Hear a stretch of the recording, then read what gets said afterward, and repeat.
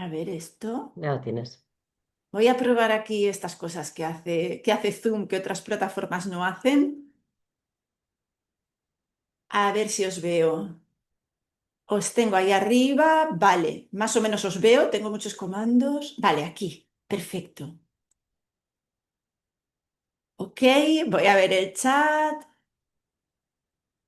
Vale, alguien está tomando notas, perfecto. Se está grabando también. Verónica me ha comentado que después se subirá, imagino que a la web de Emprenem Junts, a la del CEI o de alguna forma se os podrá hacer llegar la presentación.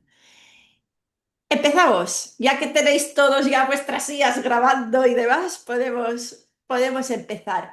Esto ya sabéis, es la segunda sesión dentro de un marco de, bueno, de unas cuantas sesiones que lleváis ya, cada uno con una especialidad y una temática.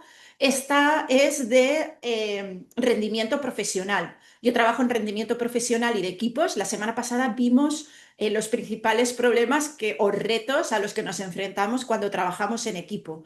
Esta semana vamos a continuar, pero vamos a ver otra parte que la semana pasada salió en varias ocasiones, fue una duda de varios de los asistentes y aparte es imprescindible para poder tener un buen rendimiento en equipo también.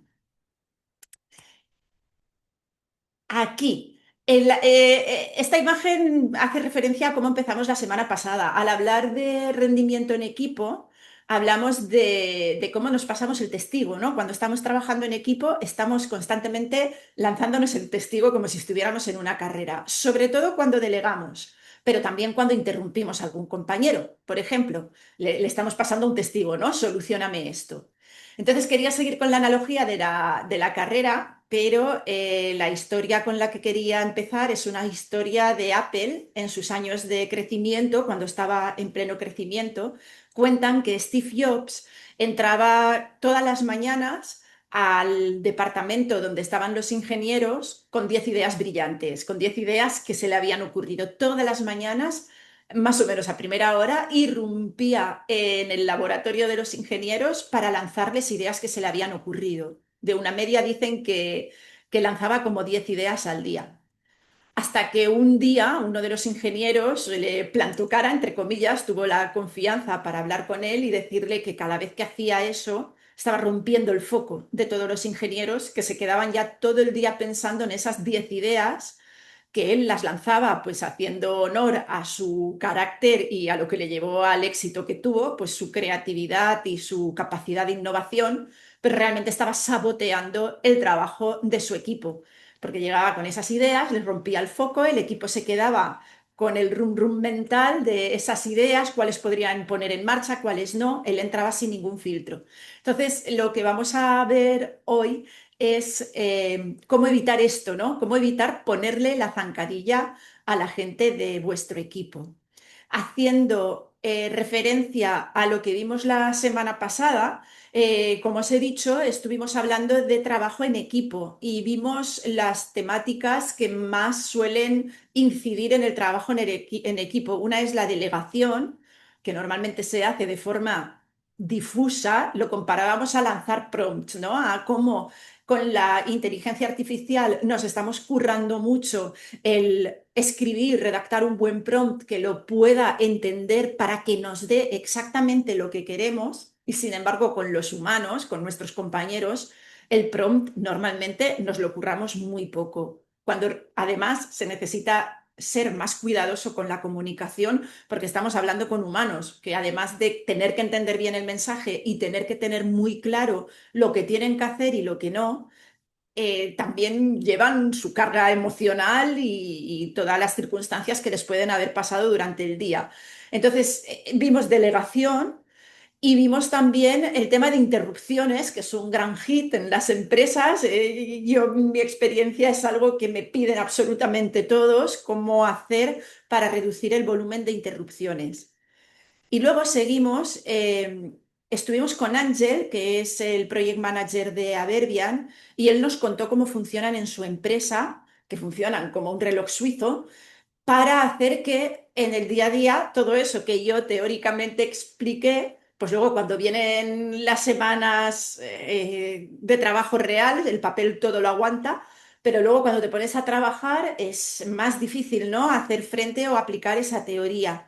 Entonces, lo que vamos a ver hoy es una parte que comentó Ángel la semana pasada, que era el tema de las reuniones. Si venís de entornos tecnológicos, que sé que algunos sí, ah, pues conoceréis o sonarán las metodologías ágiles y la parte de cómo se hacen las reuniones en Scrum, por ejemplo, en metodologías ágiles, en entorno tecnológico, se trata mucho de extrapolar a otros entornos, a otros ámbitos y sectores.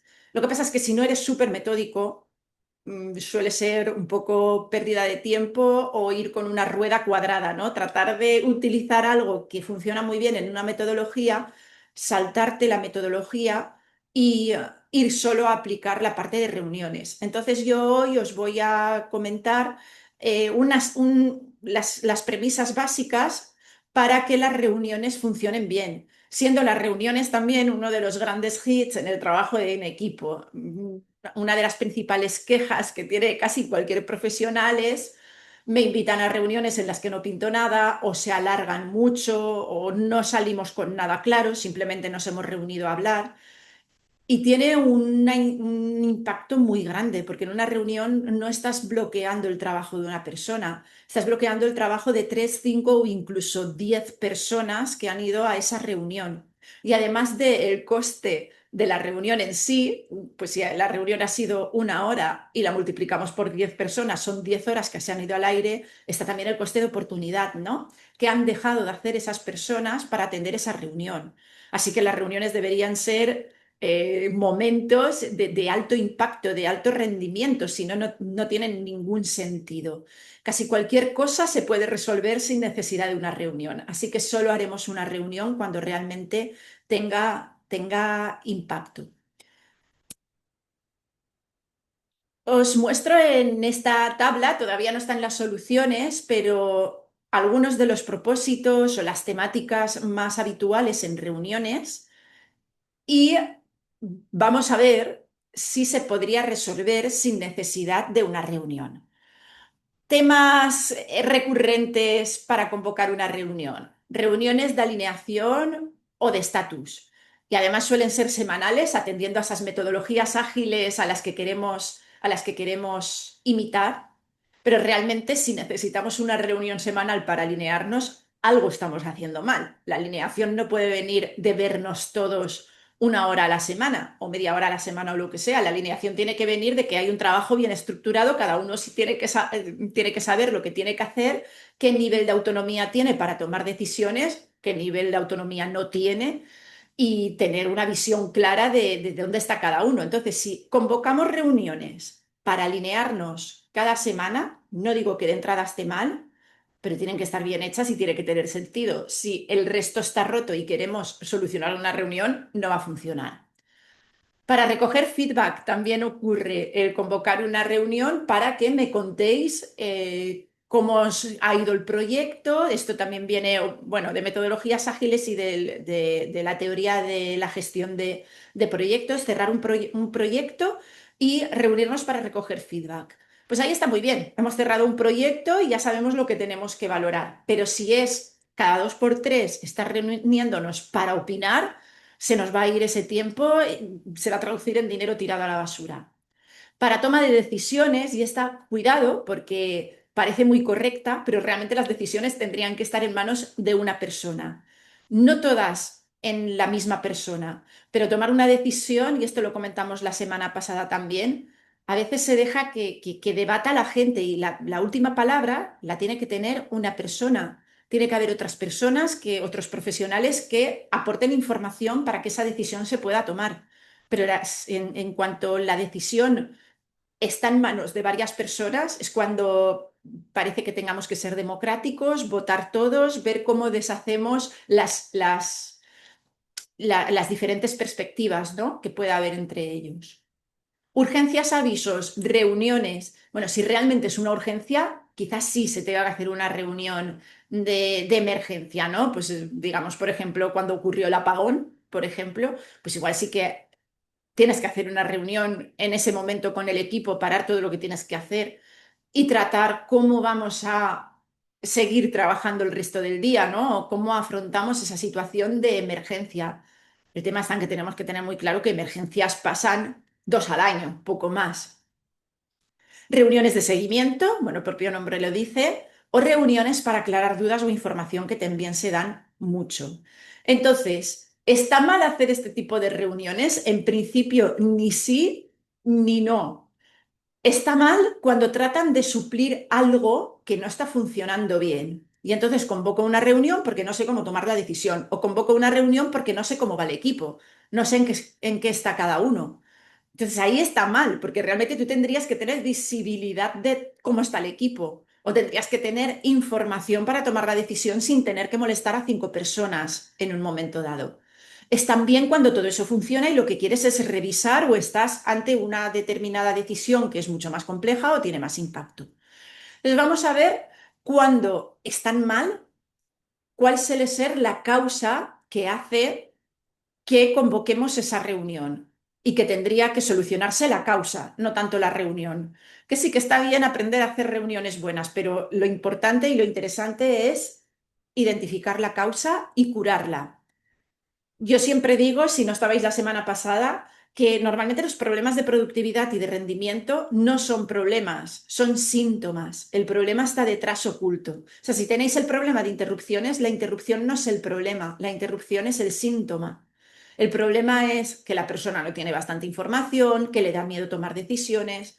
Si tenéis el problema de que las reuniones se alargan, el problema no suele ser que la reunión se alargue, el problema suele estar antes, que está mal convocada, que no tenemos información de antemano. Entonces vamos a ver cuál es esa causa que produce el efecto, ¿no? ¿Cuál es ese problema de verdad que produce el síntoma de una mala reunión? Si estamos en una reunión de alineación y estatus y no funcionan bien, la causa raíz puede ser que el trabajo no está visible ni actualizado. Lo que os comentaba antes, si tengo que reunir al equipo para saber dónde están, es que no tengo ningún otro método para saber dónde están. Tenemos que buscar otras soluciones.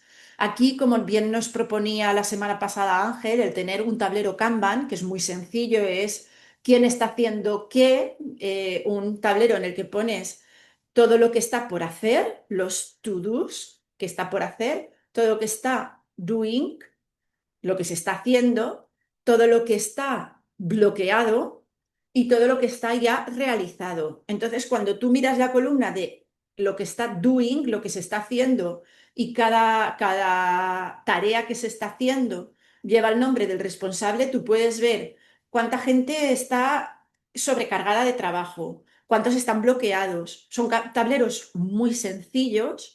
De hecho, tradicionalmente se hacían composites porque no hace falta poner gran información, pero que te permiten ver la carga de trabajo que lleva cada uno, si algo está retrasado durante mucho tiempo, si hay temas bloqueados, si hay un montón de to-dos y muy pocos don'ts, ¿no? Realizados. Entonces, esto sería una forma de evitar tener que realizar una reunión para preguntarle a alguien, oye, ¿en qué estás? ¿Y cuántas cosas llevas abiertas a la vez? ¿Y cómo está este proyecto? Y es súper típico, tener ese tipo de reuniones. Y se pueden minimizar. No digo eliminar, porque siempre va bien esa charla, pero al menos la reunión va a ser de 20 minutos. A ver, que hay algo por el chat, pero creo que es una IA. Vale, sí. Reuniones para recoger feedback. Uy, se me ha ido. Aquí. Vale. La causa es que el feedback dependa de reunirse. Si el feedback es sobre algo pues de mucho impacto, un tema delicado, vale, lo vamos a hablar en persona, pero si son cosas menores, tendremos que tenerlo documentado. Si comparto un documento con alguien, pues no espero que venga a reunirse para darme feedback sobre ello. Para eso existen los comentarios en los documentos o incluso el realizar cambios y que queden registrados los cambios y luego yo pueda volver a recibir ese documento con los comentarios y ya nos reuniremos al final del proyecto. Una toma de decisión es que no hay criterios para decidir sin escalar. Esto es importante, lo vimos la semana pasada. Cada persona tiene que tener claro hasta qué punto puede decidir y hasta qué punto no. Pues ejemplos muy sencillos que se hacen en algunas empresas. Si algo cuesta menos de 1.000 euros, toma la decisión. O sea, si quieres hacer una inversión de menos de 1.000 euros, no me preguntes. toma la decisión, tienes este presupuesto, ¿no? El presupuesto, cuando le das a un empleado el presupuesto que tiene, le estás diciendo cuánto puede gastar, cuánto puede decidir por sí mismo. Si se va a exceder al presupuesto, me preguntas, pero si no, sigue y ya está, no hay problema. Pues así, en el presupuesto lo vemos bastante claro, pero puede haber en otras materias. Si incide en un cliente que nos da más de X facturación, no decidas, pregúntame. Si es menos de esa facturación, decide. Si la decisión que vas a tomar es reversible, no me preguntes, lo haces. Si no es reversible, me preguntas. Si es operativa, la haces, decides tú. Si es estratégica, me preguntas. Los criterios da igual cuáles sean. El tema está en que estén trasladados y estén claros. ¿Qué nivel de autonomía tiene cada persona? Entonces nos ahorraremos esas reuniones que muchas veces pasa entre, o sea, de subordinados a managers, el que el subordinado no se atreve a tomar una decisión y interrumpe o le pide reunión al manager. Y luego el manager se queja de que ese tipo de decisión es responsabilidad de ese empleado, ¿no? De ese subordinado. Pues ahí suele fallar que no hay criterios claros. Normalmente suele fallar que no hay criterios claros. A veces es miedo o falta de querer tomar responsabilidad de ese empleado. Pero primero miremos si es que faltan esos criterios. Lo que os he explicado, el definir criterios y marcos de decisión claros antes de hacer una reunión. Para urgencias y avisos, ya os había dicho antes, una urgencia, una emergencia que requiera una reunión ya, tiene que ser una emergencia de las que solo hay dos al año. Entonces, tener muy claro también los criterios de urgencia dentro de vuestro equipo, qué es una urgencia y qué no. Y si realmente es una urgencia, pues sí, convocaremos esa reunión. La semana pasada hubo una compañera que también comentaba su caso, es ingeniera biomédica y trabaja pues bueno, con aparatos que se usan en quirófano. Entonces, pues comentaba una situación en la que le llama un cirujano diciendo que tiene a un paciente con la espalda abierta y que no le funciona el cacharrito. Claro, decía, hombre, es que eso cómo evitas la reunión. No la evitas. Eso es una emergencia 100%, lo tenéis clarísimo. Si hay alguien en quirófano y el médico no puede seguir porque vuestros devices, no me sale ahora en español, vuestros aparatos, vuestros dispositivos dan un fallo, es emergencia sí o sí. El tema está en tener claro cuándo es una emergencia real y cuándo no. Reuniones de seguimiento se pueden solucionar también con los tableros Kanban que os he dicho antes o con informes proactivos o dashboards, ¿no? Informes proactivos de avance de proyecto. A veces cuesta menos redactar 2 líneas cada viernes para decir dónde estamos que hacer una reunión cada viernes para decir dónde estamos. Entonces se puede compartir un documento compartido para hacer el seguimiento. ¿Dudas o información? Si tenemos que hacer una reunión para aclarar dudas, normalmente, y siempre hay excepciones de sectores complejos o proyectos complejos, pero normalmente vamos mal.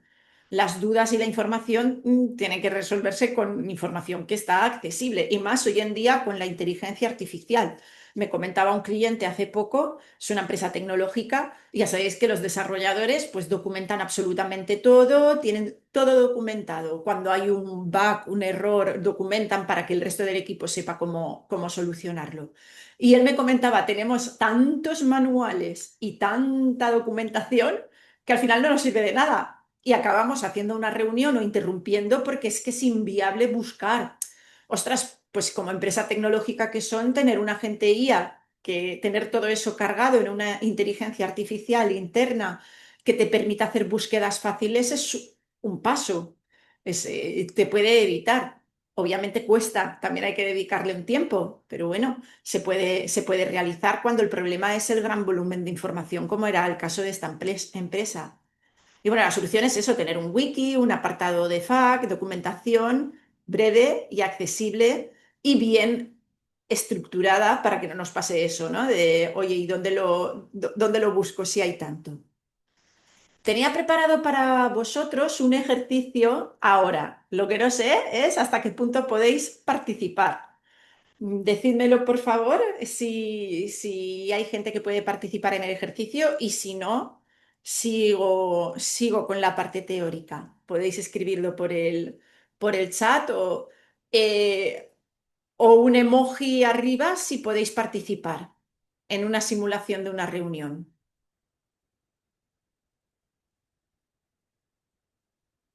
Ok. Como veo que no hay gran índice de participación, vamos a saltar el ejercicio. Ay, vale, ahí he visto algunos que no lo estoy viendo bien, perdón.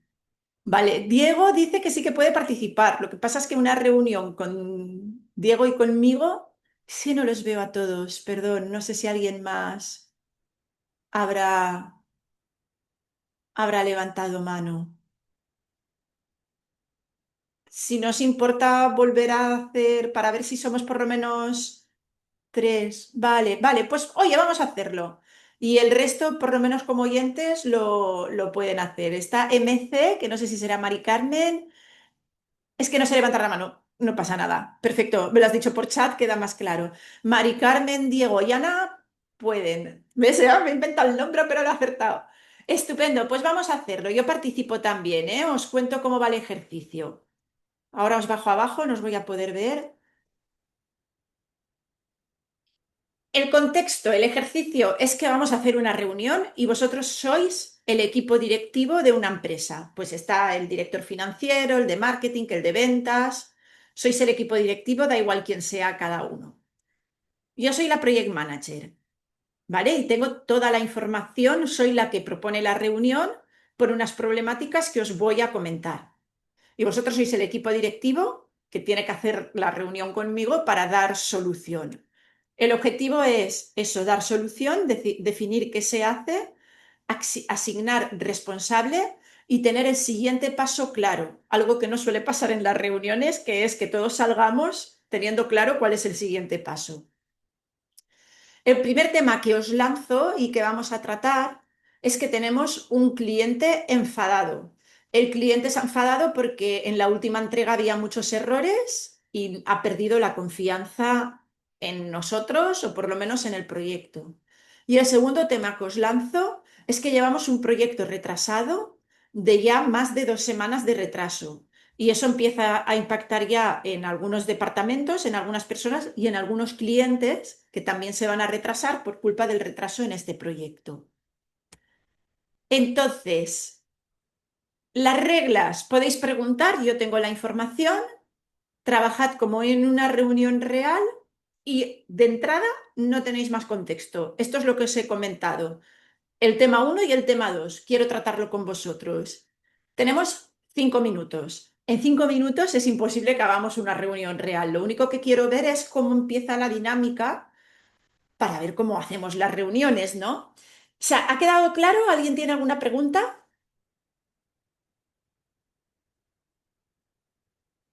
Una cosa que se me ha olvidado preguntar es si podéis abrir los micros para hacer la reunión de voz.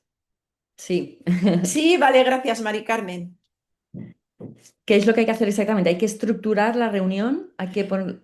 Sí, yo os lanzo, más que estructurarla, si la estructuráis o no, es decisión vuestra. Yo os he pasado estos dos temas que quiero que tratéis y que suele pasar bastante, que en una reunión pues vaya alguien y diga, oye, os reúno porque tengo estos dos problemas, tenemos estos dos problemas, un cliente enfadado y un proyecto retrasado. Vamos a ver qué hacemos. Y entonces, a partir de ahí, ¿qué hacéis? ¿Estamos en la reunión? ¿Qué es lo primero que se te ocurre hacer? Pues lo primero, entender bien el proceso de dónde se han generado los errores o los retrasos para ver Vale. en qué puntos bueno, qué puntos hay que solventar. Que me cuente quién ha llevado ese proyecto, que me cuente un poco qué es la evolución. Vale, o sea, por ejemplo, yo que tengo toda la información, me preguntarías Sí, que me pusieras al día que te de pusiera al cómo día. se ha desarrollado. Mm. Vale, vale, vale. Y ahí te diría, pues la parte del cliente que está enfadado, al final, por el motivo que fuera, se hicieron errores se cometieron errores que han incidido en lo que él ha recibido. Y ahora no sé cómo recuperar la confianza de este cliente, cómo volver a, qué hacer para que no se enfade con nosotros, para quitarle el enfado, cómo compensarle, no sé qué podemos hacer. Mm. Por ejemplo, el retraso no sé si ha sido como consecuencia de que no hemos entregado un MVP, que ahí ha habido bottlenecks durante el diagrama Gantt del proyecto en sí, Vale. y no hemos eliminado los dolores del cliente con otras funcionalidades que igual hemos desarrollado que nos han hecho que el proyecto difiera en tiempo y forma. Ahí lo que tendríamos que hacer es, obviamente, llamar al cliente, presentarnos al cliente y exponerle por qué hemos tenido este gap en la finalización del proyecto, excusándonos, pero a la vez aportándole algo más de valor a lo que en principio propusimos al proyecto. Y así ese feedback que le damos creo que nos puede impactar también en positivo en otros clientes y en otros departamentos para Muy bien. el seguimiento del proyecto. Muy bien. Los dos, tanto Mari Carmen como Diego, entiendo que lo que estáis tratando de hacer es conseguir más información. Diego ha comentado, oye, ¿por qué se ha generado el retraso? Es conseguir más información y Diego está dando una solución también, ¿no? No está clara cuál será, pero sí que estás diciendo, oye, ¿qué podemos hacer para que el cliente no esté enfadado? ¿Qué podemos darle, ¿no? Explicarle y que nos dé feedback también a nosotros para corregir de cara a futuros clientes, si he entendido bien. Sí, correcto. Vale, Ok. vale, vale. Ok, vamos bien. Ya digo que no tenemos el tiempo real para hacer la simulación, pero sí que quería ver un poco las dinámicas. Aquí lo primero que yo diría que tendríamos que haber hecho es decir, oye, ¿y qué tema es prioritario, el uno o el 2? Y nos Ah, met- vale, o sea, se han presentado a Claro, la vez, vale. claro, claro, claro. Lo primero es, oye, ¿cuál es prioritario y así todos nos vamos a focalizar en ese. Segundo, pedir información. Muy bien, lo que estáis haciendo. Oye, necesito entender. Esto que veis, tema uno, tema 2, suele ser más de lo que se da en muchas reuniones. Oye, no digo todas, que hay gente que hace las reuniones muy bien, pero hay reuniones en las que te dicen, oye, tengo dos marrones, quiero trasladarlos a ver si me ayudáis. Convocamos reunión y la gente va allí a ciegas sin saber qué marrones son. Un paso más sería este, ya te digo que un cliente está enfadado y ya te digo que hay un proyecto retrasado, pero realmente todavía es poca información. Tendríamos que decir qué cliente, tendríamos que decir eso que me habéis preguntado. Eso se puede trasladar todo antes de la reunión, para que luego Mm, vayamos a la reunión a tiro hecho, que todo el mundo haya pensado posibles soluciones. O sea, en la reunión, mm. cuantas menos preguntas hagamos, mejor. El ideal es empezar a aportar soluciones. Esto hay una práctica que hace Jeff Bezos, que se ha hecho muy famosa y yo en mi criterio creo que es muy acertada, que él se daba cuenta que tiene varias empresas, ¿no? Aparte de Amazon, y que en todas pasaba lo mismo, que la gente iba a las reuniones sin haberse preparado. Y es súper importante prepararse antes de la reunión, porque yo si os convoco a una reunión es mi deber y mi obligación el pasaros información. Pero qué difícil es que cada persona tenga el tiempo y priorice el leerse la información de la reunión. Normalmente la gente va a las reuniones, dice, bueno, el tiempo de reunión es de reunión y vamos a ver qué pasa allí, aunque me hayas dado la información. Entonces, lo que hace Jeff Bezos es que todas sus reuniones empiezan con 10 minutos de silencio, con la documentación delante y todos se ponen a leerla. Y así se asegura que todo el que entra a la reunión tiene la misma información, que todos empiezan desde el mismo punto de partida, porque si no siempre hay diferencias. Hay alguien que se lo ha leído, hay alguien que no, entonces el que no empieza a hacer perder el tiempo al que sí que se lo ha leído preguntándole. Hay gente que tiene información en su cabeza, entonces dedicar 10 minutos, los 10 primeros minutos de la reunión, a que todos lean la documentación es asegurarse que todos la han leído, darles un espacio y que no tengan que inventárselo ellos, o sea, no quitárselo de su trabajo, el tiempo para que se lean lo de la reunión, sino quitárselo del tiempo de la reunión, asegurarnos que tampoco invierten un tiempo excesivo en prepararla y que luego cuando empezamos, Sí, si la... ¡Ay! A ver, que creo que alguien está atendiendo una ok. llamada. Silencio. No sé si Ah, puedo va bien. silenciar. Eso igual es... Perdona, perdona, que estaba con el... Sí, sí, gracias. Es alinearse. Uy, esto se me ha ido. ¿Por qué se me ha ido tanto? Perdón. Alinearse en los 10 minutos iniciales. Es una práctica muy, muy conveniente. Y fijaros que es algo que está haciendo Jeff Bezos, que supongo que no se reúne con los operarios de almacén, se reúne con equipo directivo.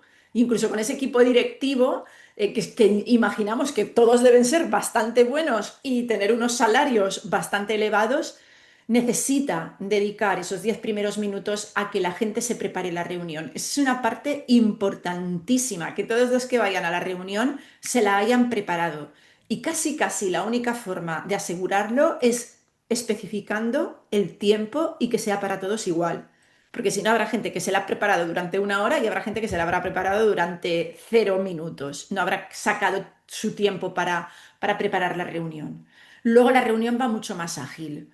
Si todo el mundo se la ha preparado con 10 minutos, la reunión va mucho más ágil porque todos tenemos la misma información. Y si ha faltado información, acto seguido, después de esos 10 minutos de preparación, va el turno de preguntas. Otros 10 minutitos de turno de preguntas se resuelven y luego ya vamos a la reunión. Yo os quiero comentar hoy las reuniones Level 10. Es una metodología de reuniones que yo no os voy a explicar en completo porque normalmente las metodologías funcionan muy bien para unos casos, pero para otros no funcionan tan bien. Entonces, lo único que quiero es daros las pinceladas de qué es lo que funciona muy bien de estas reuniones. La primera es lo que hace honor a su nombre, Level 10, nivel 10. En estas reuniones, cuando convoca una reunión, siempre se acaba puntuando la reunión del 0 al 10. Y el objetivo es llegar al 10. No quiere decir que siempre lo consigamos, pero el puntuar una reunión hace que aprendamos qué es lo que hemos hecho bien y qué es lo que hemos hecho mal para que a la próxima subamos de nota. Entonces, el objetivo es llevar a un 10 y llevar a un 10 significa que cuando convoco una reunión, cuando la realizo y la ejecuto, todo el mundo queda contento, todo el mundo sale de la reunión diciendo, ostras, qué reunión. Hemos sacado cosas que no hubiéramos sacado en claro nosotros solos, que de eso se trata, para eso trabajamos en equipo o para eso nos reunimos también con clientes o con proveedores o con quien sea, porque la suma de esas cabezas es más que la suma, ¿no? No son 2 más 2 son 4, tendría que ser 2 más 2 son 6. Y en las reuniones suele pasar lo contrario, ¿eh? La gente suele salir desgastada, con la energía por los suelos y preguntándose por qué me han hecho perder el tiempo. Si nos acostumbramos a puntuarlas, veremos si las estamos haciendo bien o mal. Y a partir de ahí analizaremos lo que estamos haciendo. Y luego otra premisa de este tipo de reuniones que deberían tener todas las reuniones es contar con un moderador. Esto es algo que también se nos suele escapar. Vamos a la reunión, la convoca a alguien y nadie se preocupa de que la gente no se desvíe de la temática. Que una cosa es que al principio hagamos esa pequeña charla distendida, ¿no? Pero que no nos desviemos de la temática, que a veces estamos debatiendo porque está el cliente enfadado y alguien se pone a contar de que también se le enfada a un proveedor. No es el tema. Moderador para la temática y moderador para el tiempo, que eso también se nos escapa barbaridades. En las reuniones están convocadas para 45 minutos, pero no hay nadie que esté velando porque ese tiempo se cumpla. Y eso es importante. La teoría dice que el ideal es que ese rol vaya cambiando. Si tenemos la costumbre de hacer reuniones semanales de alineación, por ejemplo, cada semana tiene que ser una persona distinta al moderador. Si en la reunión hay mucha gente o los temas a tratar son complejos, tiene que haber un moderador para el tiempo y uno para la temática, porque quizás si se juntan en la misma persona acabe mareándose. ¿Por qué tienen que rotar los roles? Porque si no, nunca nadie se pone en el papel de moderador. Y todos tenemos que entender qué es lo que supone tener que estar cortando a la gente por tiempo o por temática. Todo el mundo tiene que ponerse en la piel. Hay gente que se le da muy bien, hay gente que se le da muy mal. Pues al que se le da muy mal lo pasará un poco peor a lo mejor puede dejar de hacerlo, pero tiene que vivirlo, tiene que hacerlo alguna vez. Entonces, siempre que vayáis a una reunión, mirad si hay un moderador asignado y si no lo hay, aunque vosotros no lo hayáis convocado, siempre podéis proponeros. Siempre podéis decir al iniciar la reunión, bueno, tenemos 45 minutos y estos puntos a tratar. Si os parece, voy a estar yo pendiente del tiempo y de las temáticas para respetar el tiempo de todos. Eso os posiciona ya como 5 puntos por encima de cualquier profesional promedio. Simplemente el tener esa proactividad de querer velar por el tiempo y por la temática. Y poco a poco vayamos educando a la gente a que lo haga. ¿Cómo son esas reuniones L10? En principio, como son reuniones que están surgidas para resolver problemas, se suelen realizar, se me está yendo las flechas, se suelen realizar el mismo día a la misma hora. Esto sería lo que traducimos con reuniones de alineamiento que se suelen hacer todas las semanas, que realmente no vamos a alinear, vamos a resolver problemas. Si no tenemos que resolver problemas, no tiene sentido que cada uno pase parte de si ha enviado 4 mails a una persona o está súper saturado con este proyecto. Vamos a enumerar problemáticas o retos para que el resto del equipo nos ayude a resolverlos. Entonces, si lo hacemos una vez a la semana, el mismo día, siempre a la misma hora, porque es tan importante como cualquier otra cosa que tengamos que hacer. No vale lo de mover reuniones. Pero la temática tiene que estar clara. No vamos a pasar parte de lo que hemos hecho ni a llorar las penas. Vamos a poner sobre la mesa problemáticas que no podemos avanzar nosotros solos, que necesitamos ayuda de los demás. En el ejemplo de antes, el cliente, por ejemplo, que está enfadado, yo puedo convocar a todo el equipo porque no sé qué es lo que puedo hacer para rebajar esa situación. Entonces, a lo mejor al director de administración le tengo que preguntar, oye, ¿tenemos margen para hacer un descuento en el precio y que esté más contento? O al equipo de desarrollo le podría, a los que están produciendo, les podría preguntar, oye, ¿tenemos margen para darle algo extra sin cobrárselo? Entonces, yo necesito la opinión de otras personas del equipo para saber qué solución darle al cliente, si hacerle una reducción de precio, si regalarle algo, lo que sea. No lo puedo decidir yo misma, lo llevo a la reunión. Entonces, es para tomar decisiones y solucionar problemas. O el proyecto que está retrasado. ¿Qué hacemos? ¿Reducimos funcionalidades? ¿Hablamos con este cliente y aumentamos el retraso en este cliente para que no afecte a los demás? ¿Retrasamos el de todos? Al final hay una decisión que yo no puedo tomar sola y la llevo a esta reunión. Pero hay una decisión, hay un problema que resolver y que necesito la ayuda del resto. Y aquí también es importante ir revisando qué cosas llevamos a las reuniones, porque se puede llegar a llevar una tontería, hablando claro, ¿no? Decir, oye, esto sí que es decisión tuya, no nos marees a todo el equipo para tomar una decisión menor. Entonces, mismo día, misma hora, llevamos problemáticas, la puntualidad es importantísima. La semana pasada Ángel nos contaba cómo lo hacían en Aderbian y tenían, creo que era, no lo recuerdo bien, pero creo que ponían determinada música y cuando sonaba esa música todo el mundo sabía que faltaban 5 minutos para empezar la reunión. Es como lanzo un aviso para que sepas que en 5 minutos empieza la reunión. No sé, si te tienes que ir al baño o acabar de enviar un mail, lo haces en estos 5 minutos. Si te cuesta más, vas a llegar tarde. O sea, todo el mundo empieza puntual y para empezar puntual lanzan un aviso amigable, que en este caso era poner determinada música para que todo el mundo supiera. Es como en los coles o en el Corte Inglés, ¿no? Que también, o la Salera, que te ponen la musiquita para que sepas que van a cerrar y tú entonces ya empiezas a recoger y salir o te quedas encerrado dentro. Pues esto es lo mismo. Es dar una señal para que sepas que te quedan 5 minutos y se empieza en punto. Y luego esta parte también es importantísima y cuando la explico parece que sea de cajón, pero pasa muchas veces y nos sentimos un poco estúpidos cuando vemos que nos pasa, es que nos vamos a tener que focalizar en el problema, vamos a desbloquearnos, no a alinearnos.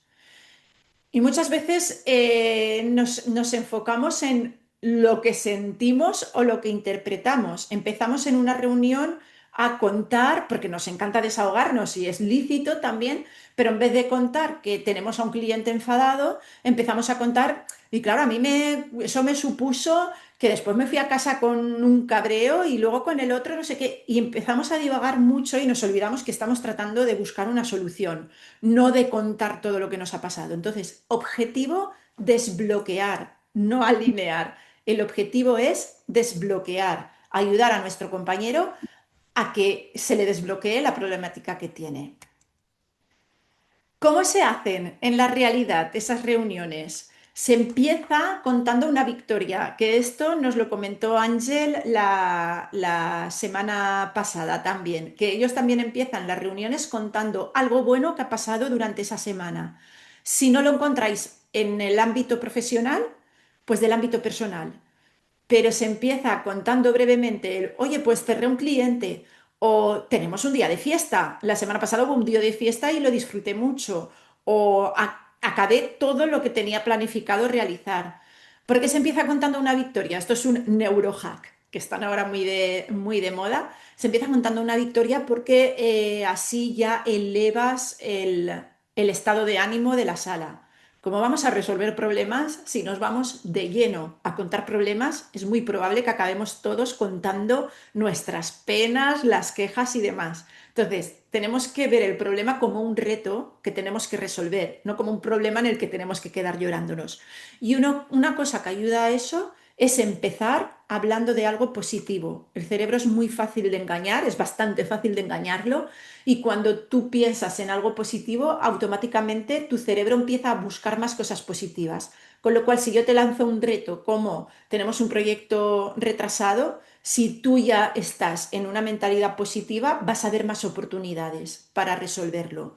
No me detengo en la neurociencia que hay detrás por no extenderme, pero la forma en la que empezamos una reunión, igual que la forma en la que empezamos un día, determina bastante cómo pasa ese día. Y no es porque te pasen más cosas buenas o malas, es porque has entrenado tu atención a ver lo malo o lo bueno. Entonces, si empezamos hablando de una victoria, entrenamos nuestra atención a ver que somos capaces de conseguir victorias, con lo cual somos capaces de resolver problemas y retos. A esto se le dedica muy poquito tiempo. No lo he dicho tampoco, pero una reunión de más de 5 o 6 personas es crítica. O sea, más de 6 personas en una reunión, a menos que sea un estatus anual, que eso es otra cosa, ¿no? Que sí que es para juntar a todo el equipo, hacer algo de team building. Más de 5 o 6 personas suele carecer de sentido. En las reuniones está un project manager o el director de un proyecto con su equipo o todos los project managers con el director general, pero todos mezclados suele ir abocado al caos, porque cuando hay jerarquías, que siempre las hay, por pocas que sean, siempre las hay, pues tú respondes a tu superior inmediato, no al de más arriba, con lo cual se pueden segregar las reuniones. Y de hecho, Ángel la semana pasada nos lo comentó, que ahora mismo hacen reuniones todo el equipo, pero que tiene claro que en cuanto crezcan a más de X personas, se van a tener que separar por equipos, si no van a ser incontrolables. La segunda parte de estas reuniones, si se hacen todas las semanas, es repasar lo que se hizo la semana pasada, qué tareas tenía cada uno, porque cada reunión sale con un listado de tareas para cada uno, y qué está hecho y no está hecho, sin dar excusas. Que esta es otra de las que suele pasar mucho en las reuniones. No es que no lo realicé porque me ha entrado una urgencia, porque da igual. Lo que quiero saber es si está hecho o no. La solución te la dimos. Es interesante saber si la solución no era suficiente, pero si no lo has podido hacer porque han pasado mil historias, no vamos a excusarnos ni a buscar culpables ni a ver quién hace más y quién hace menos. Simplemente ver si las cosas avanzan. Si durante 3 semanas hay algo que no ha avanzado, pues habrá que ver el por qué. Pero esta es importantísima también, ¿eh? En las reuniones y en términos generales, las excusas van muy mal. Yo tenía una profesora de oratoria que nos decía el es que, ¿no? Las excusas suelen empezar por un es que no he podido porque tal o es que mal interrumpido. Y ella nos decía el es que es de esquerosos. Y a mí ya no se me ha olvidado. Cada vez que digo un es que, digo muchos menos, ¿eh? Pero cada vez que digo un es que, digo ya la he fastidiado. Es acordaros de eso, el es que es de asquerosos. Cada vez que os pilléis diciendo un es que estáis dando una excusa y lo que buscamos son soluciones, no excusas. Y más en vuestra posición, que entiendo que muchos de vosotros estáis aquí porque lideráis un equipo o estáis en vistas de liderar un equipo. Y si no lo hacéis, a día de hoy todos lideramos. Hasta a nuestro jefe, por así decirlo, en nuestra forma de hablar, en nuestra actitud y de resolver las cosas, puede que tengas a tu jefe contentísimo y te dé el oro y el moro, o puede que piense que no eres capaz de resolver nada. Entonces, acordaros de las excusas y los esquerosos. Vamos a buscar siempre soluciones. Y luego el core de estas reuniones es el IDS, identificar, discutir y solucionar. Lo que vamos a hacer es identificar la problemática, tengo un proyecto retrasado, discutirla brevemente, lo que habéis hecho vosotros muy bien, por qué lo tengo retrasado, cómo afecta a otros proyectos, quién puede ayudar, qué cosas tengo que valorar y dar la solución a problemas reales. Y tenemos que tener claros los niveles de prioridad, lo que os había dicho antes. Si yo voy a una reunión con 6 temáticas, tenemos que tener muy claro todos de antemano cuál es prioritaria, porque tenemos criterios de prioridad. ¿Qué es prioritario? ¿Atender a un cliente enfadado o, o resolver un proyecto que está retrasado? Yo no lo sé. A mí normalmente cuando trabajo con mis clientes, a mí me da igual lo que sea para él prioritario. Lo que sí que no me da igual es que lo tengan todos claros. Y esto pasa mucho, ¿eh? Lo veo mucho en equipos. Una persona piensa que es prioritario el cliente, otra persona piensa que es prioritario el retraso en el proyecto. A mí me da igual cuál sea prioritario, pero no puede haber dos personas que piensen diferente. Tiene que estar claro cuál es la prioridad. Y aquí esto, en la fórmula IDS es identificar lo que os comentaba antes, buscar la raíz, no el síntoma. Y eso lo habéis hecho muy bien vosotros, tratar de preguntar por qué ha sucedido esto. No qué es lo que está ocurriendo. El cliente está enfadado, pero ¿qué te ha dicho? ¿Que no va a pagar? Que no, no estamos tratando de protegernos del síntoma, ¿no? Sino que buscar la raíz. El cliente está enfadado, pero ¿por qué? ¿Por qué se ha enfadado? ¿Por qué se dieron los errores? O sea, se lo habéis hecho súper bien. Discutir. Hablan solo los que aportan a la solución. Si cumplimos lo de que en cada reunión debería haber como máximo 6 personas, todos tienen algo que aportar. Si hay 15, ya no. Si hay 15, ya toca decidir quiénes son los que pueden aportar a ese tema en concreto.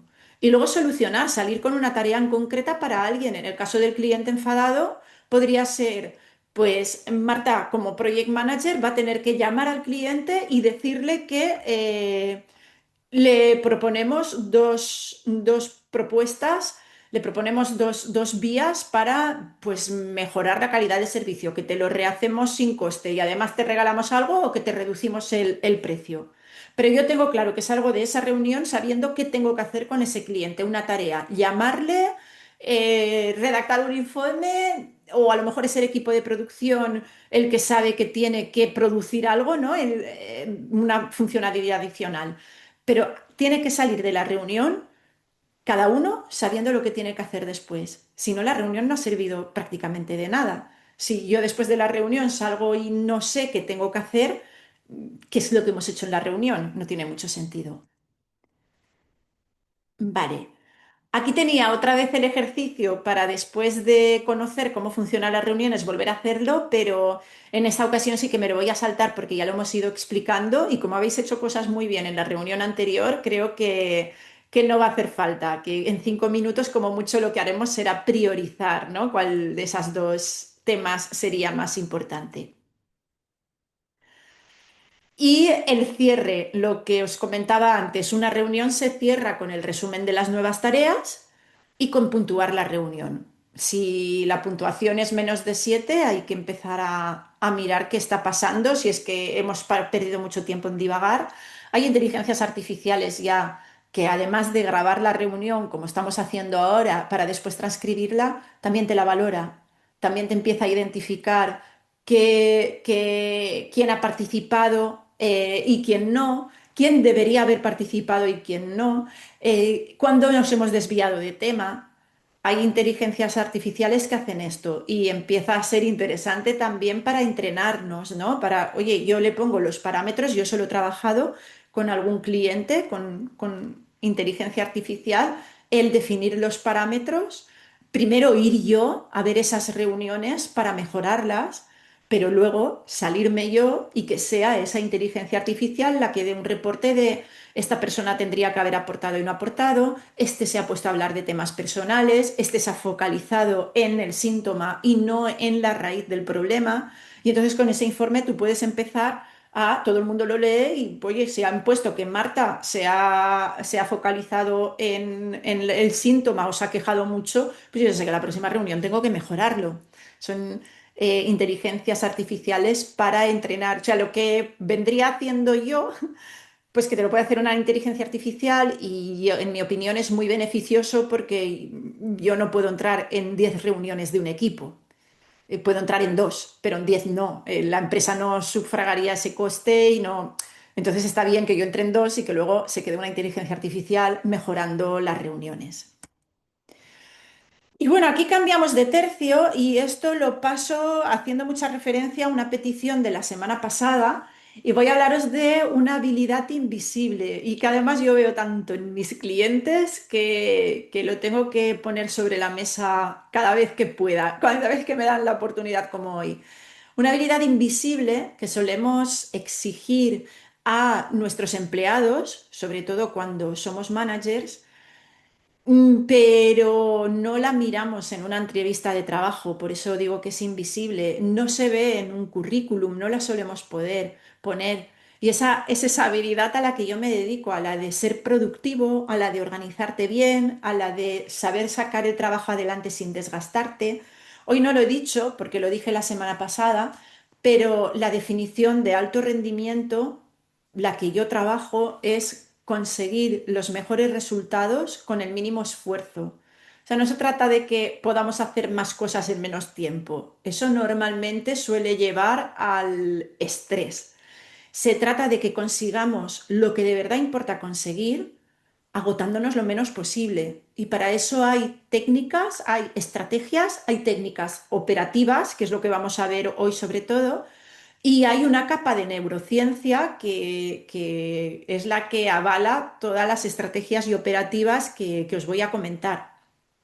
Al final trabajamos con nuestro cerebro, creo que por lo menos yo trabajo con personas cuya principal maquinaria para trabajar es el cerebro. No son artesanos ni pintores que también utilizan el cerebro, pero quizá utilizan las manos también, ¿no? Y es otro tipo de trabajo.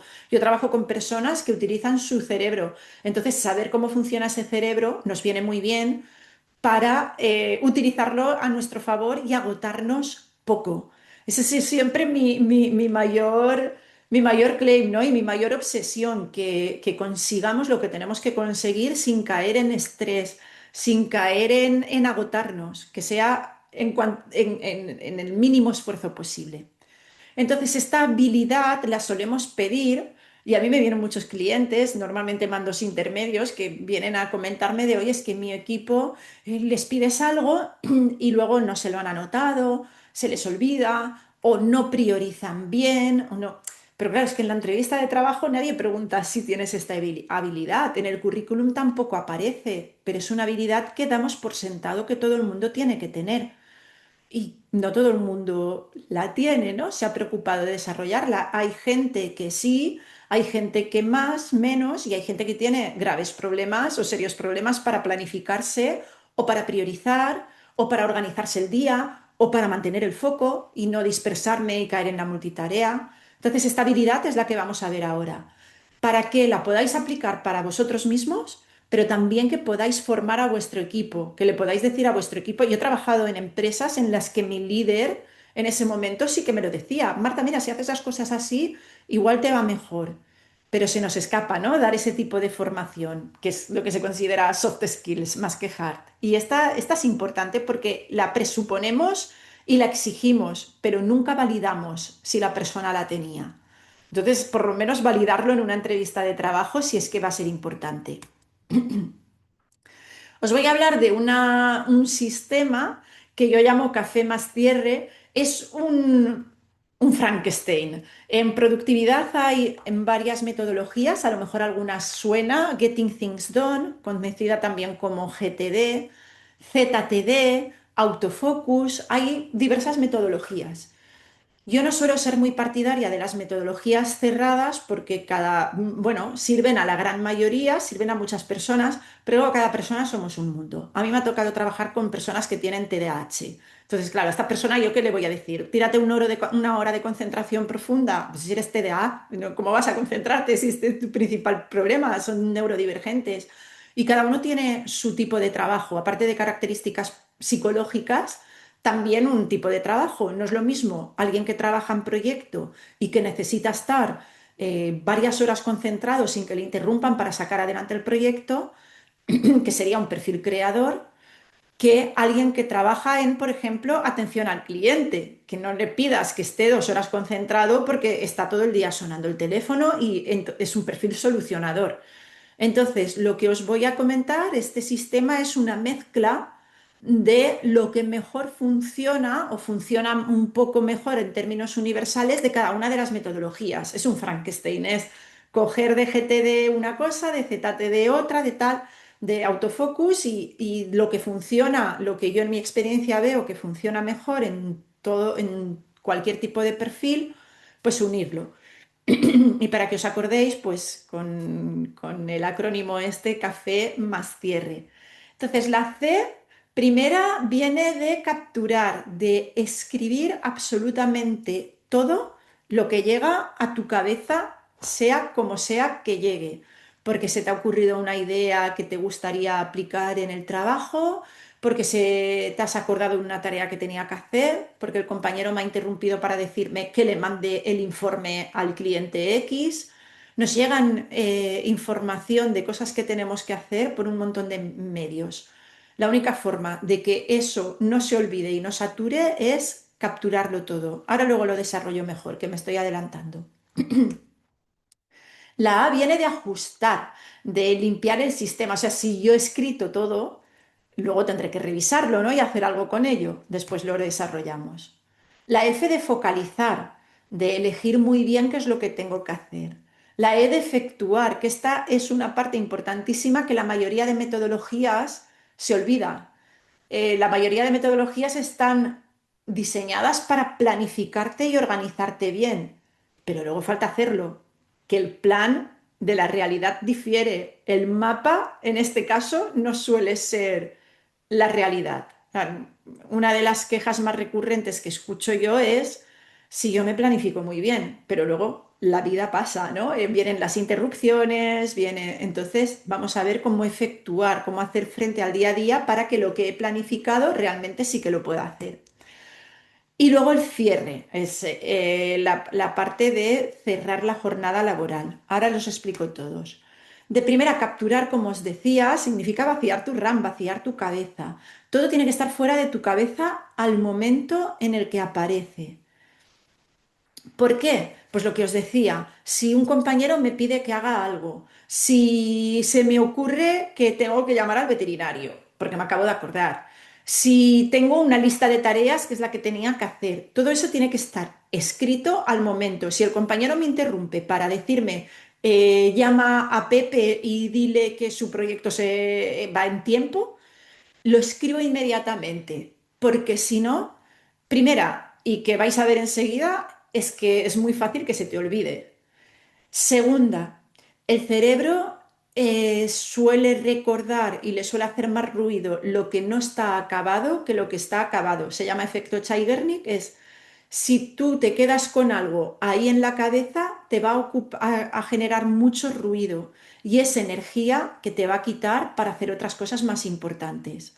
Y lo que estamos buscando es conseguir los mejores resultados con el menor esfuerzo. Así que vamos a liberar nuestro cerebro y lo vamos a escribir. Escribirlo tiene un efecto brutal porque en el momento en el que tú lo has quitado de tu cabeza se queda tranquila, sabe que está registrado en un lugar y que ya no tiene que acordarse de ello. Con lo cual vuelves a vaciar la RAM, ¿no? Para poder dedicarla a lo que estabas haciendo. Esto es importantísimo en interrupciones. Cuando alguien te interrumpe, te quita el foco. La semana pasada vimos que cuesta 23 minutos de media el volver al nivel de foco que tenía. Por ejemplo, yo ahora estoy dando esta charla. Si ahora viniera alguien y me interrumpiera, cosa que no va a pasar porque en este tipo de situaciones lo respetamos mucho, Si viniera alguien y me interrumpiera y me dijera, Marta, tienes que llamar a Pepe y yo vuelvo, me costará 23 minutos llegar al nivel de concentración que tengo ahora, antes de la interrupción. Eso supone un coste brutal al año. Lo calculamos y eran como en un equipo de 10 personas, unos 50.000 euros al año en interrupciones que se podían evitar. Si viene esta persona y me interrumpe y digo, vale, llamo a Pepe, lo escribo, en ese momento queda fuera de mi cabeza inmediatamente y puedo volver al foco que yo tenía más fácilmente. Como no lo escriba, se va a quedar ahí. Es lo que le pasaba al equipo de Steve Jobs. Me vienes todas las mañanas con 10 ideas y a mí esas ideas se me quedan en la cabeza. Entonces, un neurohack o un truco o una táctica que tengo para que no se quede haciendo ruido en mi cabeza es escribirlo. Y igualmente, si te viene una interrupción, una estrategia muy buena para que no te quite tanto el foco es escribir también donde estabas. Se te dice Marta y tú dices un segundo y te escribes, estoy dando la ponencia y me he quedado en el apartado de capturar. Lo siguiente es explicar el por qué. Entonces ya me interrumpen y yo cuando vuelvo, vuelvo al foco. Entonces las interrupciones hay que aprender a gestionarlas para que por lo menos antes de que te interrumpan, te dé tiempo a escribirte cuál es el próximo paso que tenía que hacer. Vale, tenemos esos dos motivos. Uno, para que no se nos olvide, lo escribo todo al momento. Dos, para liberarlo de mi cabeza y que mi cabeza se pueda concentrar otra vez en lo que estaba haciendo y que no se quede fija en esa interrupción que me puede haber hecho otra persona o que me puede haber hecho yo misma porque me he acordado que tenía que llamar al veterinario. Y luego la otra parte importante es centralizarlo todo en un solo lugar. Si lo escribes cada vez en un sitio, bien, pero luego hay que trasladarlo a una sola herramienta, que puede ser una agenda, una libreta de papel o Jira o el software más avanzado. El dónde da igual. Lo que es importante tenerlo todo en el mismo lugar, porque si no lo tenemos todo anotado, todo en el mismo lugar, luego no vamos a poder priorizar ni organizar. Si cada cosa la tengo en un sitio, o hay unas que las tengo en la cabeza, otras las tengo en el papel, otras las tengo en el calendar, otras las tengo en el Todoist, en una herramienta de gestión de proyectos o tareas. Si no las puedo ver todas juntas, yo no sé la carga de trabajo que tengo, no sé cómo organizarlo. Entonces, importante, todo lo que llega lo escribo al momento y lo centralizo en un solo lugar. Y a partir de ahí sigo. Sigo con la A de ajustar, que es, lo tengo todo apuntado en un mismo lugar, pues será para algo, para revisarlo, mínimo una vez a la semana, mínimo, minimísimo. Normalmente nos toca revisarlo una vez al día o incluso, según qué trabajo tengáis, igual os toca revisarlo dos, tres veces al día porque tengáis trabajos de muchos inputs al día, ¿no? De microtareas. No estáis tanto en un proyecto grande, sino que estáis más en microtareas y vais apuntando muchas cosas nuevas durante el día. Entonces, vosotros determinaréis, según vuestro trabajo, cuántas veces tenéis que revisarlo, pero mínimo, mínimo sería una vez a la semana. Y cuando lo reviso, lo primero que tengo que hacer es revisar y ver si hay algo que pueda eliminar, porque muchas veces escribimos algo pensando que era importantísimo y luego cuando lo revisamos decimos, bueno, pues no, pues esto puede esperar 3 meses o incluso ni hacerlo y no pasará nada. Entonces, lo primero que hago al revisar es eliminar lo que ya no me sirve y si algo cuesta de menos de 2 minutos de hacer, se hace. En vez de planificarlo, que me costará también más o menos 2 minutos, se hace. Esto es una regla que se habla en muchos métodos de productividad. Yo no la cumplo siempre, porque a mí a veces me va bien agrupar todas las micro tareas y hacerlas como un bloque a la una, por ejemplo, que es cuando tengo la energía más bajita. Pero bueno, es una regla muy sencilla de entender, de aplicar y que marca un gran cambio. Hacerlo breve. Si algo cuesta menos de 2 minutos de hacer, se hace inmediatamente. Y esta parte es importante también, traducir lo que has escrito a acciones viables. No vale con... os pongo un ejemplo de un caso real, con una chica con la que trabajé, era una profesional de departamento de marketing de Metricool, que acababa de entrar en ese puesto y se veía dificultades para organizarse y acabar las cosas que empezaba porque venía de otro puesto distinto. Y me decía que tenía una tarea semanal recurrente que le generaba mucho agobio porque no la hacía o la hacía mal y era algo que le pedía a su manager y una vez a la semana tenían una reunión para ver cómo habían avanzado. La tarea en cuestión era buscar inspiración. Eso es lo que ella tenía apuntado, creo que usaba Asana. Pues en Asana tenía apuntado buscar inspiración. O sea, yo digo, yo es que no lo entiendo. O sea, si a mí me pides, si a mí me delegas esa tarea, no hago nada, porque yo no entiendo lo que es buscar inspiración. Y entonces me explica que es que su manager les pedía que buscaran ejemplos que empezaran a buscar campañas de marketing muy bien realizadas para inspirarse, ¿no? Para encontrar inspiración. Y luego, una vez a la semana, hacían una reunión y cada uno compartía lo que había encontrado. La manager estaba haciendo algo muy bueno, que es no dejar que un equipo creativo caiga en la rutina de hacer siempre lo mismo. Les obligaba a dedicar un tiempo a la semana a crecer profesionalmente, buscando inspiración en campañas de marketing muy bien realizadas. Lo que le pasaba a esta chica es que su tarea era buscar inspiración. Entonces, claro, buscar inspiración, decía, bueno, pues yo trabajo en marketing, tengo que entrar en redes sociales, entro en redes sociales, se me va la olla, empiezo a mirar lo que ha publicado otra gente y no busco inspiración. Y luego es que no sé, estaba súper agobiada con esa tarea. ¿Cuál era el problema? Que no la tenía traducida a una acción viable, a un verbo con resultado que se pueda hacer en menos de 2 horas. Entonces lo que hicimos fue, mira, en vez de buscar inspiración, tú dime qué cosas puedes hacer para buscar inspiración. Pues identificar las marcas que más éxito tienen en campañas en redes sociales, buscar esas marcas, ver qué es lo que han publicado en los últimos 2 meses, suscribirme a newsletters para recibir inspiración de cómo lo hacen otros. Empezó a desglosarlo en acciones concretas, entonces ya no era buscar inspiración, era, no, voy a primero identificar marcas, eso lo puedo hacer en un ratito, es súper accionable. Luego voy a mirar tal marca qué es lo que ha hecho y voy a conseguir un resultado concreto. Entonces es importante traducir las acciones, o sea, traducir tus tareas en acciones viables, verbo resultado y que puedas hacer en menos de 2 horas y que tú puedas decir si lo he conseguido o no. Buscar inspiración normalmente será no lo he conseguido, porque es que la inspiración no te viene solo por mirar, te viene de acumular cosas. Tienes que poder decir si lo has hecho o no, o al menos si lo has hecho en determinado porcentaje. Identificar 10 marcas top en marketing digital. ¿Lo he hecho? Sí, no. Me he quedado al 80%. Eso lo puedo contestar. Buscar inspiración, yo no puedo contestar si sí que lo he conseguido o no lo he conseguido. Entonces, las tareas tienen que ser accionables y tienen que poder ser sí o no. Esto tiene una base de neurociencia por detrás también, ¿eh? El cerebro se vuelve muy loco con cosas muy abiertas y muy abstractas. Necesitamos concretarle.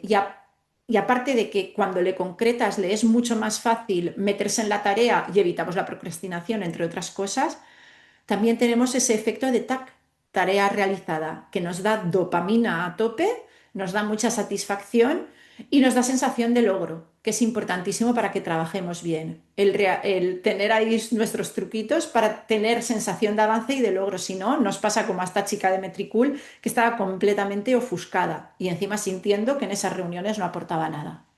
Entonces es importante que nuestras tareas, cuando las escribimos, en el paso anterior, las escribimos como vengan, las vomitamos, hablando así un poco más en vasto, conforme salgan.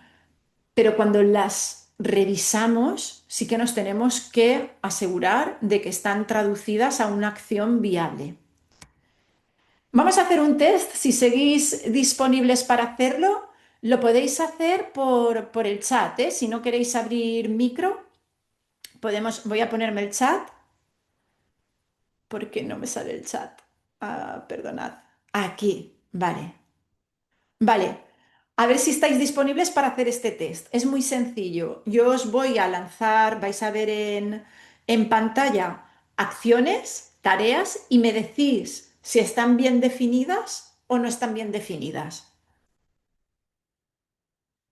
Redactar 3 copies para los posts de LinkedIn de la semana. ¿Es una acción viable o no? Ay, no sé si estáis preparados para hacer un ejercicio. Viable, muy bien, Ana, totalmente. Es viable. Diego también dice que sí. Es bien, verbo resultado concreto, 3 copies. Yo cuando acabe de hacer esos 3 copies diré, sí, he podido hacerlo. Si no lo he podido hacer, diré, no, o he hecho 2, pero puedo medirlo. Lanzar la nueva web, ¿viable o no viable?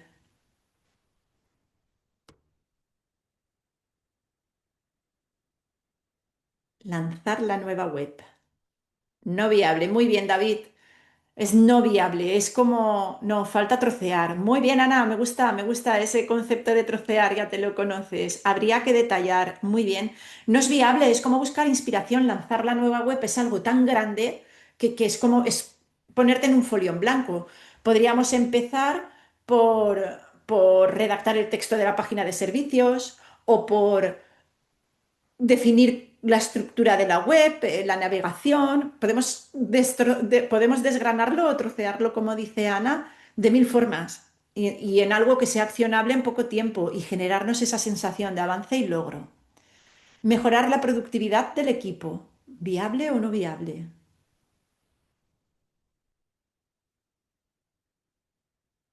No viable. Muy bien, David. No viable. ¿Estáis todos de acuerdo? O sea, esto lo tenéis claro.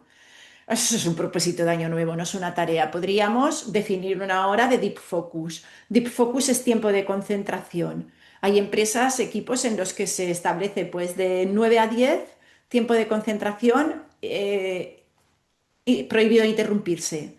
Normalmente se hace más a título individual porque es difícil hacer coincidir a toda la empresa, pero está muy bien cuando se realiza esa práctica. Si alguien se queda por fuera, pues se siente mucho, pero por lo menos hay otras personas que sí que se quedan por dentro y se aseguran una hora de cero interrupciones. Marketing de redes sociales, ¿viable o no viable?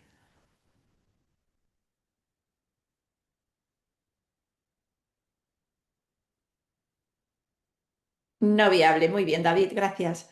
No viable es como buscar inspiración, pero además necesitaría más información. Muy bien, lo mismo. Además, si yo te... Esto es como lo de buscar inspiración. Marketing, redes sociales. Si yo me dedico un poquito a desgranar qué es lo que tengo que hacer, al final tengo... Esto es una función.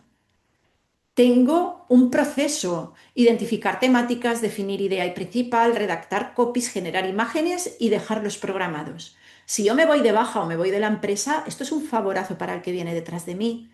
La chica esta que os comento de Metricool, el problema que tenía es que no había en Metricool o en ese departamento no hay cultura de de definir procesos. Entonces ella entra en un puesto de trabajo, hereda las funciones de la persona anterior.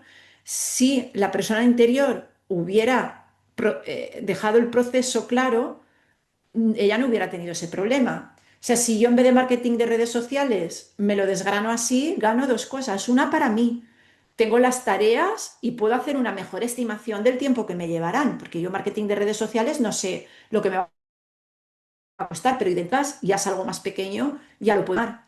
Pero es que además si yo, por lo que sea, me voy de baja, de vacaciones o dejo el trabajo, el que viene detrás ya sabe lo que tiene que hacer, ya no se queda tan perdido.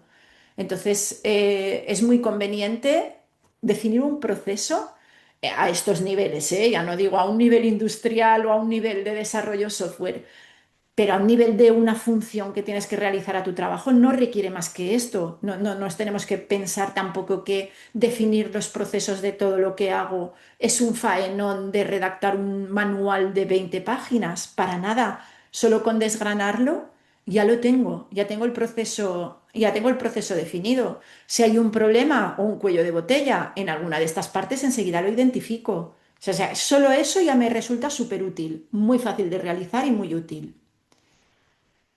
La F de focalizar se refiere a elegir tus disparos, ¿no? Es elegir qué es lo que vas a realizar. Primero, antes de ponerme a explicar esto de focalizar, quiero hacer una distinción entre acciones de impacto y acciones de soporte. Todos en nuestro trabajo tenemos acciones de impacto y acciones de soporte. Las de impacto son las que nos llevan a nuestros objetivos, las que normalmente disfrutas haciendo porque son el core de tu trabajo.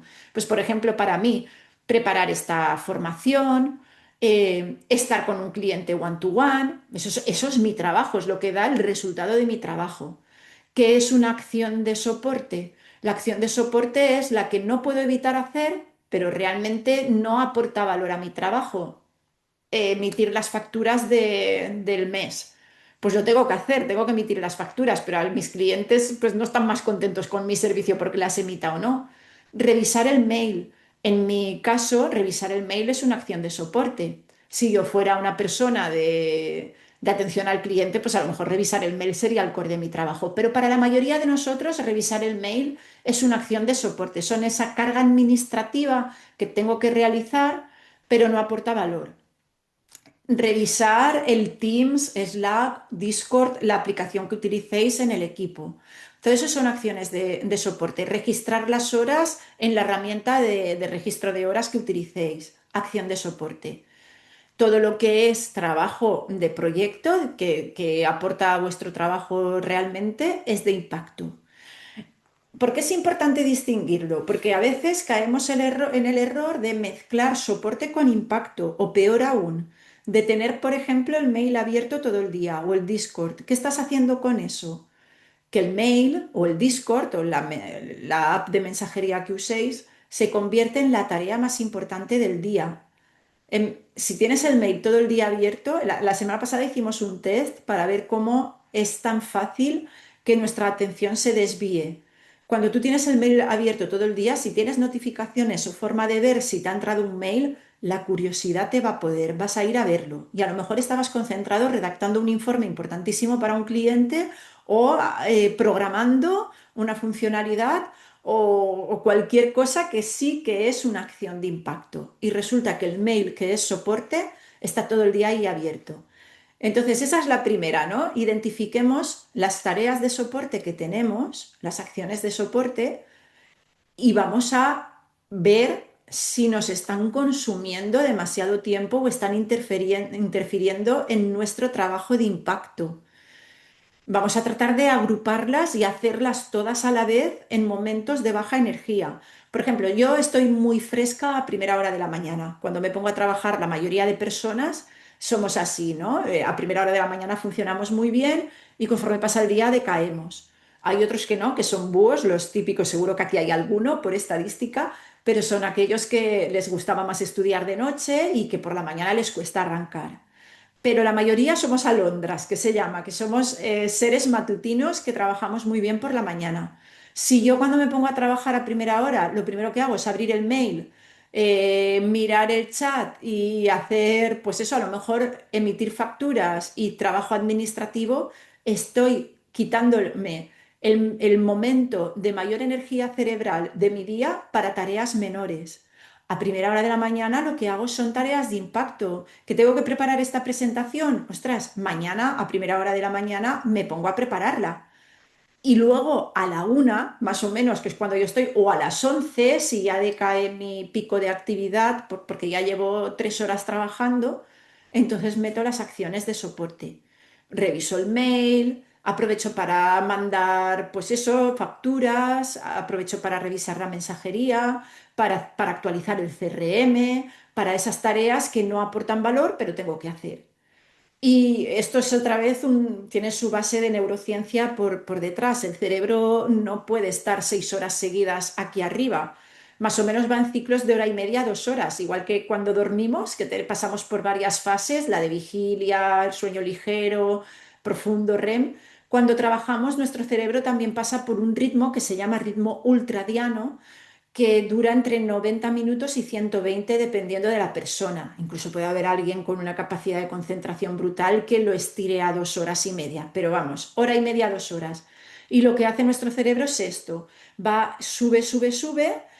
Al principio es como que está calentando 20 minutitos, a los 20 minutitos empieza a subir a su pico más alto, se mantiene ahí y más o menos a la hora empieza a decaer y a la hora y media está abajo del todo.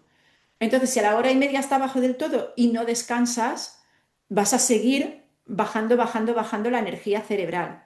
Si descansas, haces un reset y empiezas un ciclo nuevo. Entonces, eso es rendir, ¿no? Eso es conocer a nuestro cerebro para sacarle el máximo rendimiento. La mayoría no vais a descansar, que lo sé yo, y yo soy la primera, que muchos días voy tan a reventar de trabajo que no me permito esos 5 minutos. Que esos 5 minutos pueden ser levantarse a beberse un vaso de agua o ir al baño, hacer una respiración profunda y cambiar un poco el chip y volver. Pero si no lo hacéis, lo que podéis hacer es 1 hora y media de trabajo, foco profundo y luego actividades de soporte. Entonces, como esas son sencillitas, hacen un pequeño reset cerebral también. Pero lo importante de aquí es que distingáis entre soporte y impacto y que tengáis muy claro que os analicéis a ver si las de soporte os están comiendo mucho tiempo. Si os están comiendo mucho tiempo o mucha energía, poned remedio.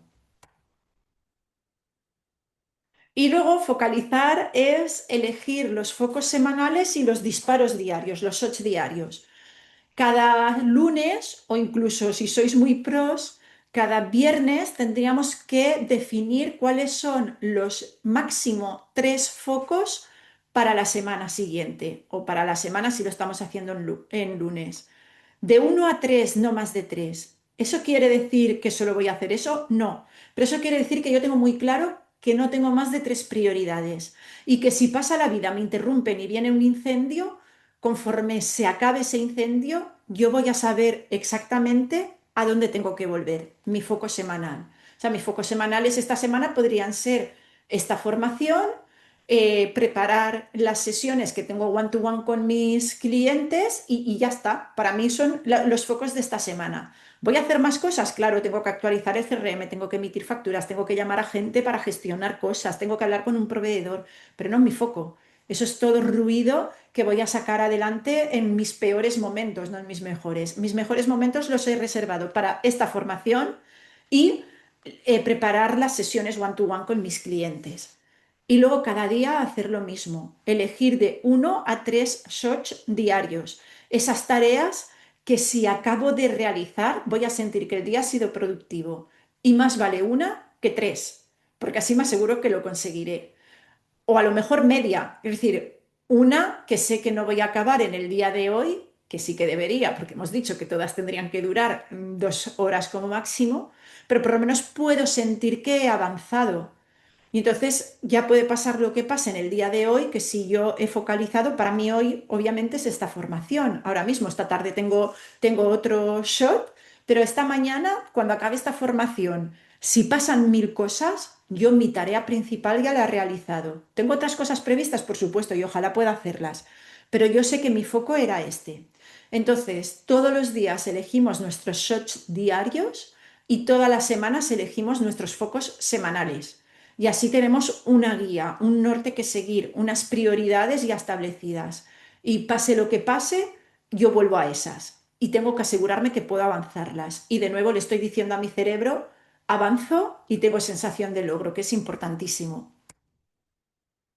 La parte importante, efectuar, porque hasta el momento hemos visto cómo capturar todo lo que tenemos que hacer, nuestras tareas, cómo ajustarlo, ¿no? Hacer esa limpieza, eliminar lo que no queremos hacer finalmente o no es importante, eh, hacer lo que es rápido de hacer, eh, distinguir nuestro trabajo según acciones de soporte o de impacto, incluso elegir y priorizar. Todo eso es prepararse, pero no es trabajar.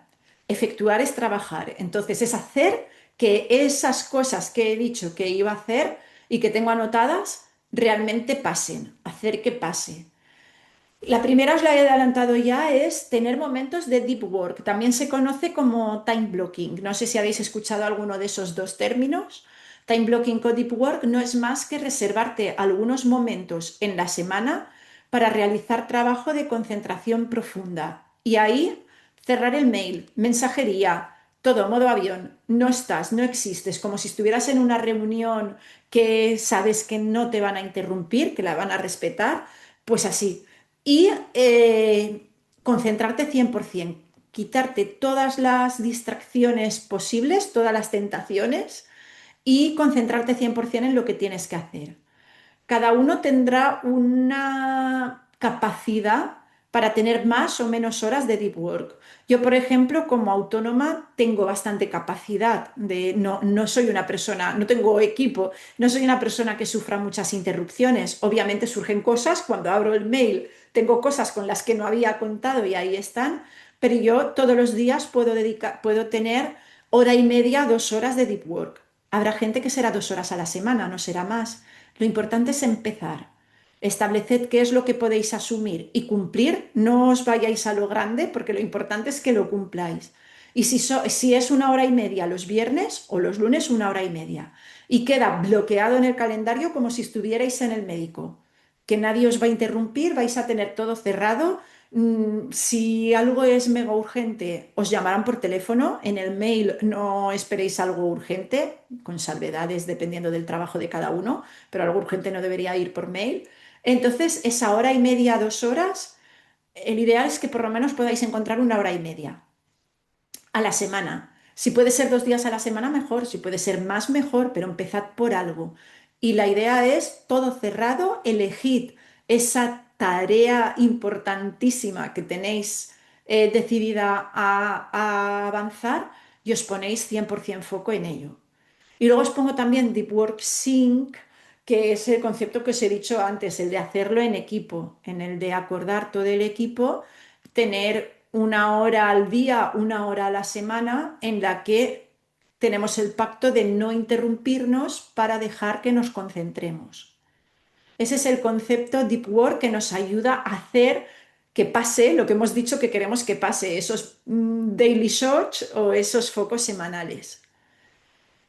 El batching. El batching, no sé si os suena del batch cooking, que se trata de agrupar el grueso de la cocina en un día de la semana para que luego sea más ágil tener la comida hecha cada día. El batching es el concepto de trabajar por lotes, de agrupar por lotes. Y aquí nos funciona muy bien también. ¿Por qué? Porque cada tipo de tarea requiere una energía mental. Entonces, si yo agrupo, por ejemplo, llamadas de teléfono y las hago todas a la vez, mi cerebro ha entrado en modo relacional, hablar, y puedo hacer y soy más eficiente haciendo las llamadas. Entonces se trata de agrupar. Algunos estaréis agrupando por cliente, por proyecto. Está bien también, ¿eh? Lo importante es empezar a coger la costumbre de no tener una lista de tareas así de larga, sin más sentido, sino dar un contexto a cada tarea. Y cuantos menos contextos, mejor, ¿eh? Pero igual que solemos diferenciar vida personal de profesional y la solemos separar, no tenemos la lista de tareas personales con la de profesionales mezclada, pues dentro de la profesional también podemos segregar.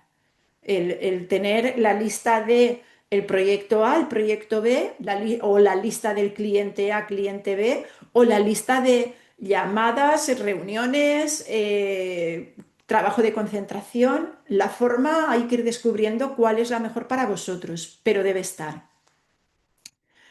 Y luego margen de maniobra, imprevistos y urgencias. Tener también claro que todos sufrimos imprevistos y urgencias, no se libra nadie.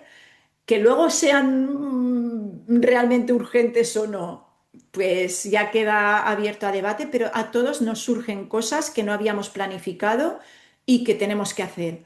Entonces, tenemos que convivir con ello y como la propia palabra dice, imprevisto no se podía prever.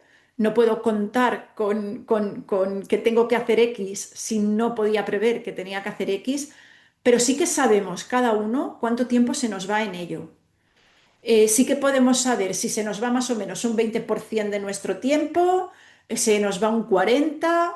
Cada uno sí que tiene, dependiendo de cómo es su trabajo y el entorno en el que trabaja, sí que tiene una referencia aproximada. Entonces, lo importante es que cuando nos planifiquemos la semana o cuando nos pongamos los objetivos semanales y los diarios, tengamos en cuenta que eso va a suceder, que no tengo 8 horas al día, tengo 6 o 5, según sea, pero sepamos cuántas tenemos. Como referencia os diría que personas que tengan menos de un 20% de imprevistos y urgencias es raro. Lo normal es estar entre 20 y 40. 40 empieza a ser elevadito ya. Si es más del 50, es que tienes un rol de soporte, que decíamos antes. o eres manager y tienes que estar pendiente del equipo, pero si tú eres una persona de proyecto y tienes más de un 50% de imprevistos y urgencias, algo estamos haciendo mal. Estamos planificando mal los proyectos, no tenemos visibilidad, no hay anticipación, no me comunican con anticipación lo que tengo que hacer, me lo dicen a última hora. Algo está pasando. Pero si eres un profesional de proyecto que requiere concentración y tienes más de un 50% de imprevistos, algo funciona mal. Más de un 50% de imprevistos es para gente de soporte. Pues alguien de atención al cliente, el 80% de su trabajo son imprevistos, no puede saber, o un soporte informático. Y yo no sé si soy soporte informático, no sé si se va a caer el ERP, si va a caer un servidor o si a mi compañero se le ha roto algo en el ordenador. No lo sé. Sé que la mayor parte de mi tiempo se va en eso, un 80% seguramente. Entonces, pues si tengo que sacar trabajo adelante de concentración, solo tengo un 20% disponible. Lo importante es tener una estimación de cuánto tiempo se me van urgencias y cuánto tengo para concentrarme y planificarme en función de eso. A ver, el deep work, aquí os desarrollo un poco más, aunque me he adelantado y os he contado bastante. El deep work, ya os había dicho, los momentos de concentración para sacar tareas adelante. Aquí os pongo según tus biorritmos, que es lo que os contaba antes de si sois búhos o alondras. Jolín, si funcionáis muy bien por la mañana, reservaros a primera hora de la mañana, una hora, hora y media, para avanzar en cosas importantes. Si a primera hora de la mañana os cuesta horrores porque sois de los que os cuesta arrancar, sois más búho, pues poneroslo a las 11 de la mañana. Y también os había adelantado ya la parte de concentración absoluta, poneroslo fácil, cerrad notificaciones, cerrad todo para aseguraros que os vais a concentrar. Yo siempre digo que es muy fácil no comerse una chocolatina que no tienes. Si quiero ponerme a dieta y dejar el chocolate y compro un mogollón de chocolate y lo dejo en un cajón de mi caja de casa, va a ser muy difícil. Tengo la tentación ahí. Pues aquí igual, mis momentos de concentración, cierro el mail, cierro notificaciones, cierro todas las aplicaciones, el WhatsApp, las aplicaciones que no necesito para esa tarea. Todas cerradas. Así me ayudo a mantener el foco. Del batching que os decía, agrupar por lotes, aquí sí que quiero ampliar un poco con un concepto importante de neurociencia que además vimos la semana pasada, que era los contextos mentales. Los contextos mentales son diferencia de una tarea. Os lo digo con ejemplo y será más fácil de entender, por si no estabais la semana pasada, como es el caso de algunos de vosotros. Una tarea es, por ejemplo, llamar a Pepe. Eso es una tarea, eso, no es, eso es simple, eso no es un contexto mental. Un contexto mental, por contra, es redactar la propuesta para el cliente. ¿Por qué es un contexto mental? Porque requiere que yo active determinadas zonas de mi cerebro para recuperar información y poder realizar esa tarea. Redactar la propuesta para el cliente supone que yo sepa cómo se redacta una propuesta en esta empresa, que yo tenga cierto contexto de ese cliente, cierta información para hacerla a medida, que yo conozca los servicios de esa empresa. Ya no es una tarea de mandar un mail, ya es algo que requiere muchos inputs de información que nos parecen muy sencillos, pero que a nuestro cerebro le cuesta trabajo. Entonces, eso es un contexto mental. Otro contexto mental es gestionar el cole de mi hijo. Está fuera del trabajo, pero es un contexto mental con el que tengo que convivir en un mismo día. Los estudios han determinado que somos capaces de llevar entre 3 y 5 contextos mentales a la vez, no más.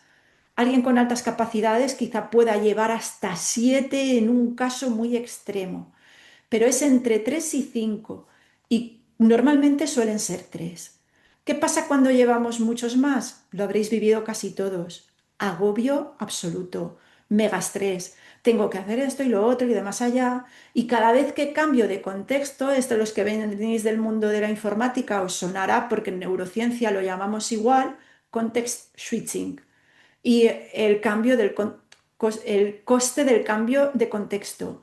Cada vez que cambio de contexto, a mi cerebro se le queda un residuo del contexto anterior, con lo cual, sin yo quererlo, estoy efectuando dos cosas a la vez, aunque me crea que estoy focalizada en una. Y ese cambio de contexto es lo que cuesta también 23 minutos que os decía antes, de cambiar de un contexto a otro. Si yo paso de redactar la propuesta al cliente a revisar el Excel de finanzas, que no tiene nada que ver lo uno con lo otro, entrar modo Excel finanzas me va a costar bastante. Voy a tardar en rendir. Y lo peor de todo es que me voy a agotar. Eso genera mucho agotamiento. La realidad nuestra de casi todos es que de 3 a 5 contextos, puf, normalmente llevamos muchos más. Entonces, ¿cómo podemos hacer para engañar al cerebro y reducir el número de contextos? Por batching, por lotes. Y os voy a contar con qué lotes trabaja el cerebro, ¿eh? Luego vosotros agruparéis por proyecto, por cliente, como queráis. Pero nuestro trabajo, nuestro cerebro no funciona por clientes o proyectos. Nuestro cerebro funciona por tipo de carga cognitiva. Y tipos de carga cognitiva trabajando, y en general hay 4. Estos. Uno es carga cognitiva de concentración. Concentración es redactar informes, analizar informes también o analizar información, crear algo como la propuesta para el cliente. Es ese trabajo que tendríamos que hacer en nuestro deep work o time blocking, en ese momento que tenemos reservado para poder concentrarnos. Esto es un contexto. Otro contexto es el relacional, una reunión, una charla entre dos personas, una llamada por teléfono, atender a un cliente, todo lo que es, a veces contestar un mail en función de lo complejo que sea, también puede ser relacional, pero relacional es siempre que hay una interacción normalmente en directo entre dos o más personas. Entonces, reuniones, llamadas de teléfono, todo esto es relacional. Y es un contexto mental diferente al de concentración. Si los tratamos de mezclar, petamos, hablando rápido. Y mira que yo sé que vosotros no lo hacéis y yo tampoco, pero hay gente que en videollamadas como esta se ponen a redactar mails, se están tratando de escuchar, o peor aún si estás en una reunión de equipo, porque aquí yo tampoco voy a obligar a nadie a que esté atento, ¿no? Cada cual puede saber cuál es su prioridad, pero en una reunión de equipo en tu empresa o en una reunión con un cliente, ahí sí que tu foco tendría que estar en esa reunión. Durante esa reunión normalmente, y sobre todo desde que las reuniones son online, en presencial también pasa, pero desde que son online, la gente está contestando mails, está haciendo otras cosas además de reunirse. Es imposible hacer las dos cosas a la vez, imposible. Vas a estar cortando la atención de un sitio y dándosela a otro. Y eso es cambio de contexto, context switching. Y eso tiene un coste. Y tiene un coste a nivel cerebral brutal. Es cuando acabas el día y dices, ay, no sé qué he hecho, pero estoy agotado. Pues lo que has hecho es estar cambiando constantemente de contexto. Así que vamos a agrupar. Hemos visto contexto concentración, contexto relacional, contexto ideación, puede ser un brainstorming, buscar soluciones a algo, es algo que requiere, no, requiere otro tipo de energía. Por ejemplo, para estar concentrada, yo requiero tener la energía bajita. Es difícil estar concentrado si estás eufórico. Entonces ahí requiero estar bien, estar agradable, estar contenta, pero con la energía calmada. Sin embargo, para la ideación es lo contrario. Necesito estar también bien, alegre, en alta agradabilidad, pero necesito tener una energía más alta, estar más eufórica. Entonces son contextos diferentes. La concentración de la ideación son contextos diferentes, aunque puede que sean los que más se pueden solapar. Mezclar concentración con relación está mal, pero mezclar concentración con ideación no está tan mal. Y el otro es la carga cognitiva administrativa o el contexto mental administrativo. Pues eso, contestar mails, realizar facturas, organizar mi Drive, actualizar el CRM, pasar las horas a Jira o Sésame o la plataforma que uséis de registro de horas. Todo eso que decíamos antes, actividades de soporte, carga, contexto mental administrativo.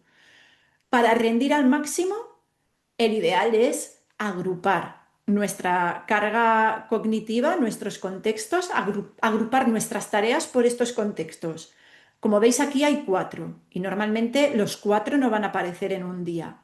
Puede que aparecen 3: concentración, relación y administración. Esos 3. Pues ya estamos dentro del límite. Habíamos dicho que el límite era 5 y mejor 3 que 5. Os lo voy a poner con un ejemplo para que veáis cómo organizar un día de trabajo en función de los contextos mentales. Voy a sacar aquí un listado de tareas. Las que tienen la bolita azul son contexto concentración, la verde relación y la amarilla administrativa. Entonces, un día mal planificado sería que empiezo media hora por la mañana con redactar un informe que es concentración. De ahí salto a responder 2 mails, que es administrativo. De ahí salto a una reunión de equipo, que es relacional. De ahí salto a que me acuerdo que tengo que pagar una factura y eso es administrativo. De ahí salto a una llamada con el cliente, que es relacional. De ahí vuelvo al informe que estaba esta mañana, ya no me acuerdo por dónde me quedé, que es concentración. Y luego vuelvo a mirar el Slack o la mensajería, que es administrativo.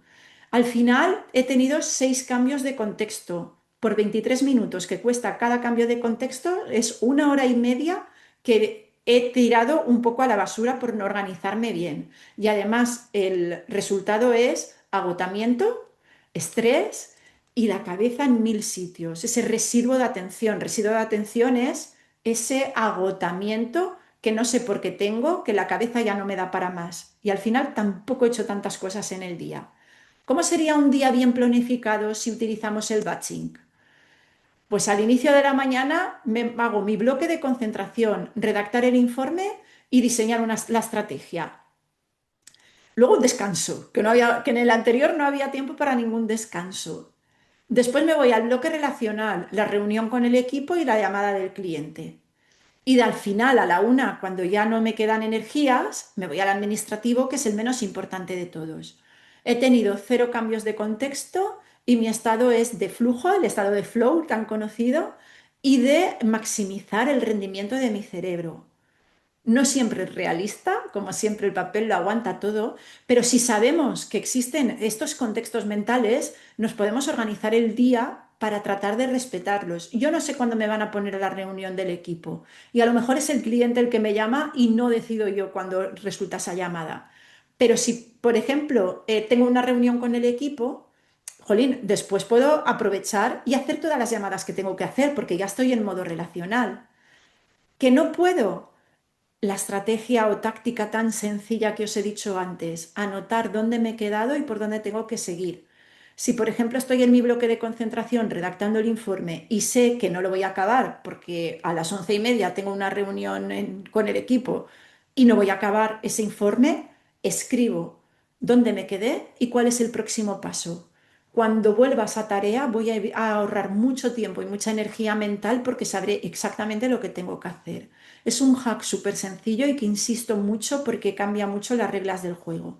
Tanto cuando te interrumpen como cuando tienes que cortar lo que estás haciendo para hacer otra cosa, el escribir dónde te quedaste y próximo paso ayuda mucho a hacer ese cambio de contexto de forma más ágil. Y en la medida de lo posible, siempre dejaros el bloque administrativo, que es sobre el que más poder tenéis, sobre el que menos es el relacional, porque depende de otras personas. Pero en el administrativo tenéis mucho poder, con lo cual dejadlo para los momentos más bajos de energía y todo junto. No lo hagáis fragmentado. Ahora miro el mail, dentro de una hora miro el Slack y luego dentro de 3 horas hago algo administrativo como pagar una factura. Hacedlo todo a la vez. Y este ya os lo había lanzado, el margen de maniobra es que tengáis claro qué porcentaje de vuestro tiempo se van imprevistos y urgencias y que no planifiquéis el día pensando que tenéis 8 horas o las que soláis trabajar, tenéis menos porque van a pasar cosas, vais a recibir mails que tengáis que gestionar y os cueste rato, os van a interrumpir, van a pasar cosas. Y el cierre, a ver que hay algo en el chat, cómo optimizar el día cuando trabajas cara al público y combinas las tareas. Muy bien, Mari Carmen, eso es lo que comentaba antes. Eso es un profesional de soporte. Cuando estás cara al público, tu tiempo de concentración se reduce drásticamente. Entonces, es algo con lo que hay que convivir a nivel de productividad. Las personas de soporte lo tienen más difícil. Luego los de proyecto tienen otros retos distintos, pero a nivel de rendimiento y productividad, que es a lo que yo me dedico, los de soporte son los que más difícil lo tienen. Si a un profesional de proyecto lo importante es proteger su foco, a un profesional que está cara al público lo importante es filtrarle lo que le llega. O sea, no vamos a pretender que se pueda focalizar porque está cara al público, pero en la medida de lo posible es filtrar lo que le llega. Y luego, como supongo que el problema es que también tienes tareas de concentración que hacer, ver en qué momento tienes menos carga de atención al público para reservarte ese momento para la concentración. A ver, por ejemplo, si yo trabajo en una tienda, mi trabajo es 100% cara al público. Cuando no hay clientes, digamos, por ejemplo, que trabajo en Zara. ¿Qué pasa en Zara? Pues que cuando hay mucha gente la ropa está hecha un desastre y cuando hay poca está toda ordenada. Pues porque si estoy de cajera tengo que estar cara al público y solo cuando ya no hay cola en caja me puedo ir a doblar ropa, ¿no? Y la caja cuando la hago, cuando cierro al público. Entonces, en principio, cualquier profesional que está cara al público no tendría que estar 8 horas cara al público, tendría que estar 7 y tener 1 hora para realizar las tareas administrativas o ir fragmentando. Ahí sí que el trabajo es mucho más fragmentado y es más difícil de realizar porque es cuando dejo de atender al público, empiezo a hacer otra cosa. El hack que os cuento, cuando estés en el trabajo de concentración, ten siempre el próximo paso anotado para que te sea muy fácil entrar ahí cada vez que entras porque se ha acabado el trabajo de cara al público. Y ya en función de qué tipo de trabajo de cara al público realizas, se puede preestructurar. Te lo cuento con un ejemplo de una clienta con la que yo trabajé, que suelo poner mucho de ejemplo porque era un caso que se podía trabajar, que parecía imposible, pero se podía trabajar. Tenía una empresa pequeñita, eran 3 empleadas y ella, abogada. Su valor que defendía muchísimo era que ella atendía de primera mano al cliente. O sea, los clientes no los atendía su equipo, los atendía ella. Claro, ¿qué pasaba? Que todo el día el teléfono en marcha, llamándole mil dudas de clientes, insostenible. Estaba buscando un modelo de una calidad que luego no tenía recursos para darla. O contratas a alguien que esté a tu nivel de conocimiento o cambias el modelo. Entonces cambiamos el modelo. Lo que primero tuvimos que trabajar con ella, lo primero que tuve que trabajar fue ese concepto erróneo de que el cliente quería que la atendiera a ella. El cliente quería que le resolvieran el problema. Le daba igual quién. Eso es lo primero que tuvo que ver. El cliente es resuélvemelo cuanto antes. Y si cuanto antes es tu empleada, me vale tu empleada. Eso es lo primero. Entonces empezamos a hacer categorías de tipos de requerimientos, cogimos el histórico y tipos de requerimientos que hacía el cliente, cuáles podía resolver el equipo y cuáles tenían que ir a ella. ¿Qué pasaba además? Que ella, pues muchas veces estaba en reuniones y le llamaba a un cliente para una duda y no se lo podía coger. Entonces salía directamente ese mensaje que sale por WhatsApp o por mensajería que lo dejas preestablecido de ahora no puedo atenderte, te atiendo en cuanto pueda, ¿no? Ese mensaje lo cambiamos por uno que llevaba un formulario y era, ahora no puedo atenderte, pero para darte la mejor atención, contéstame a 2 preguntas y así me preparo para cuando te devuelva la llamada. Y en ese formulario lo que conseguimos fue que la gente le dijera por qué le llamaban, porque antes era llamada sorpresa, ah, pues te tengo que buscar en tu documentación para saber cuál es tu caso y poder darte la solución, lo cual se traduce en 2 llamadas o en una llamada larguísima porque estás trabajando sobre la marcha. Con el formulario ya permitíamos que el cliente dijera qué es lo que quería, entonces ella lo preparaba y devolvía la llamada cuando ya quería. Se podía organizar mucho mejor. Además, con ese formulario podías agrupar las dudas, ¿no? Este es este tipo de dudas, a lo mejor lo que te preguntan 6 personas es lo mismo y puedes dar la respuesta incluso sin una llamada por teléfono. Ella era muy reacia a esto porque es de la vieja escuela de, oye, a mí me llama el cliente no va a permitir tener que contestar un formulario que le dé la información por otro medio.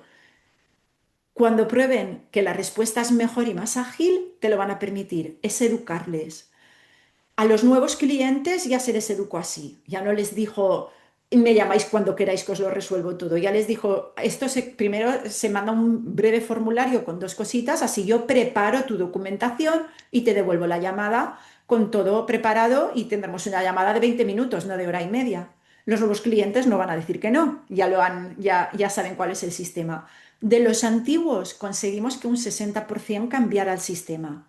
El 100% yo ya sabía que no lo íbamos a conseguir, que habría gente que pasaría del formulario y estaría llamando e insistiendo, pero un 60% ya son. Es para ponerte un ejemplo de cómo se puede canalizar cuando estás de cara al público. Claro, si eres cajera en Zara, no, porque tienes que cobrar y tienes que estar. Aún así hay cajas automáticas para quitarles trabajo, pero depende de cuál sea, puedes tener una solución u otra. Si es dentro de tu empresa, que son los compañeros, mira, las empresas de soporte informático son el ejemplo de cómo gestionarlo a su favor. Me abres un ticket por correo. Da igual que llames, me abres un ticket por correo y ellos ven todo lo que tienen y priorizan. ¿Que es un cliente que no puede trabajar porque el software de trabajo les ha caído? Prioridad. ¿Que es un cliente que les ha caído el CRM? Pues prioridad más baja, quizá, porque sí que pueden seguir en su actividad. Entonces es ver cómo hago para un profesional que está de cara al público, que es de soporte, cómo hago para canalizar todo aquello que me llega. Si no hay forma, porque es tipo atención al público de oficina de turismo o de dependiente de Zara, si no hay forma, entonces es ver cuándo hago el trabajo de concentración y desgranarlo muchísimo, trocear mucho el trabajo de concentración. Aquí sí que es muy importante que se queden en tareas muy pequeñitas para cada momentito que tengas puedas realizar una. Y lo que decía del hack de escribir por donde te quedaste. Espero que pueda ser de ayuda sin conocer el caso en concreto. Es que esto ya digo que es un traje a medida para cada uno. Os mandaré, se lo mando ahora a Verónica, aunque ya le había mandado la presentación para que lo tuviera, una infografía donde pone la diferencia entre profesional de soporte y bueno, el perfil solucionador que se llama o el perfil creador. El solucionador es ese que está cara al público y el creador el que necesita concentración. Os la paso a través de Verónica y así la podéis tener y aunque no sea un manual explicativo, es una infografía de una página que algo de idea os puede dar, algo de dirección. Y bueno, el cierre, la neurodesconexión. Esta es importante cuando finalizamos nuestra jornada laboral, tener un ritual de cierre, el que sea. Yo, por ejemplo, mi ritual de cierre es ordenar todo lo que me ha quedado en la carpeta de descargas. Aparte de que me sirve para tener la carpeta de descargas y toda la documentación en su sitio, me sirve para cambiar al cerebro, lo engaño diciéndole, vale, esto es el final del trabajo y ahora empieza tu vida personal. Es inevitable que se nos mezcle, sobre todo a los que somos emprendedores, que se nos mezcle. Pero para que se nos mezcle el mínimo posible y de verdad descansar, que es importante y es necesario, más que importante, tener ese ritual de cierre. Yo he trabajado con empresas que han establecido su ritual de cierre, el poner las horas en la aplicación de registro de horas. Así matan dos pájaros de un tiro. Algo que no les gusta hacer, lo convierten en el ritual que les permite decir ya he acabado de trabajar. He puesto mis horas y he acabado de trabajar y me voy. Y yo he llegado hasta incluso cambiar el tipo de música que escucho. Y eso a tu cerebro le da ese engañe, ¿no? Ideal de un ritual de cierre sería actualizar cómo te has quedado, ¿no? Esa lista de tareas, actualizarla, tachar lo que está realizado, definir tus tareas más importantes del día siguiente y cerrar. Eso ya sería. Pero cada uno puede definir el ritual de cierre que más le guste o más le convenga. El tema es tener uno. No decir, acabo de trabajar, adiós, porque entonces tu cerebro no ha cerrado. Se queda ese efecto Zeigarnik que os había dicho antes de que no ha cerrado y se queda ahí el rum rum. Y es mucho más fácil que en vuestro tiempo personal irrumpan cosas profesionales, incluso porque vosotros las provoquéis, porque no habéis tenido un buen cierre de la jornada. Y eso sería el método café y cierre. Para que tengáis, aquí tenéis los puntos. Es mucho más extenso, ¿eh? Yo he recogido lo más importante para que podáis aplicar. Con que apliquéis una cosa, yo supongo que algunos ya estáis aplicando varias cosas de las que hay aquí, pero con que apliquéis una de estas cosas, durante 2, 3 semanas ya vais a ver un cambio. Poco a poco vais aplicando más, la que os parezca más importante para vosotros. La que es imprescindible es escribir todo y centralizarlo en un mismo lugar. Si no, ¿cómo decido yo cómo organizo el día si no tengo una visión de todo lo que tengo que hacer? Entonces, si hay alguien aquí que todavía no está escribiendo absolutamente todo, yo animo a que empiece a hacerlo y verán cómo los días le cunden bastante más solo con ese gesto. Para los que ya lo estáis haciendo, pues tenéis ahí otro tipo de tácticas que podéis empezar a aplicar. Y aquí os dejo un ejercicio para que lo hagáis ya. Es para que lo hagáis para mañana, por ejemplo, hoy es martes, pues para el miércoles. Escribir 3 acciones prioritarias para mañana. La regla de oro es que estén definidas como verbo y resultado, que yo pueda decir si sí la he hecho o no, y que sean breves, a ser posible de menos de 2 horas. Y he puesto tres, pero es tres máximo, ¿eh? De 1 a 3. Si definís una. Elegir el first shot es como de esas tres, si habéis escrito tres, ¿cuál es la más importante? Si habéis escrito una, ya la habéis hecho. Reservar 90 minutos, no sé si para mañana para todos será posible, y si no, pues lo hacéis para el día que sea posible. Reservar 90 minutos de deep work, decidir qué vais a apagar o cerrar, mail, mensajería, o sea, determinación en esto. Te planificas tu día teniendo en cuenta que por lo menos un 20 o 30% del mismo se va a ir en imprevistos y definid un ritual de cierre. Esto como os lo voy a pasar cuando lo tengáis, cuando os lo mande Verónica o lo suba a la plataforma que corresponda, haced el ejercicio, porfa, y veréis, si no lo estáis haciendo, veréis el cambio en ese día, de haber elegido cuál era la acción más importante, de haberla definido con un verbo y un resultado, de haberle reservado 90 minutos, que seguramente la acabéis o por lo menos la adelantéis mucho, que esos 90 minutos sean de trabajo de foco de verdad, el móvil en un cajón, toda la mensajería cerrada y que hagáis un ritual de cierre de la jornada. Veréis cómo ese día cambia mucho. Y bueno, aquí cumpliendo, hoy sí que he cumplido el tiempo. Os dejo con esta reflexión, que no es normal que trabajar bien sea difícil, solo lo hemos normalizado. Hemos normalizado las interrupciones, el agotamiento cerebral y no es normal. Tendríamos que poder diseñar los días ideales como yo os lo he mostrado. Tendríamos que poder hacerlo. ¿Cómo hacerlo? Pues interviniendo mucho también en el equipo, en trabajar interrupciones, en hacer reuniones eficientes.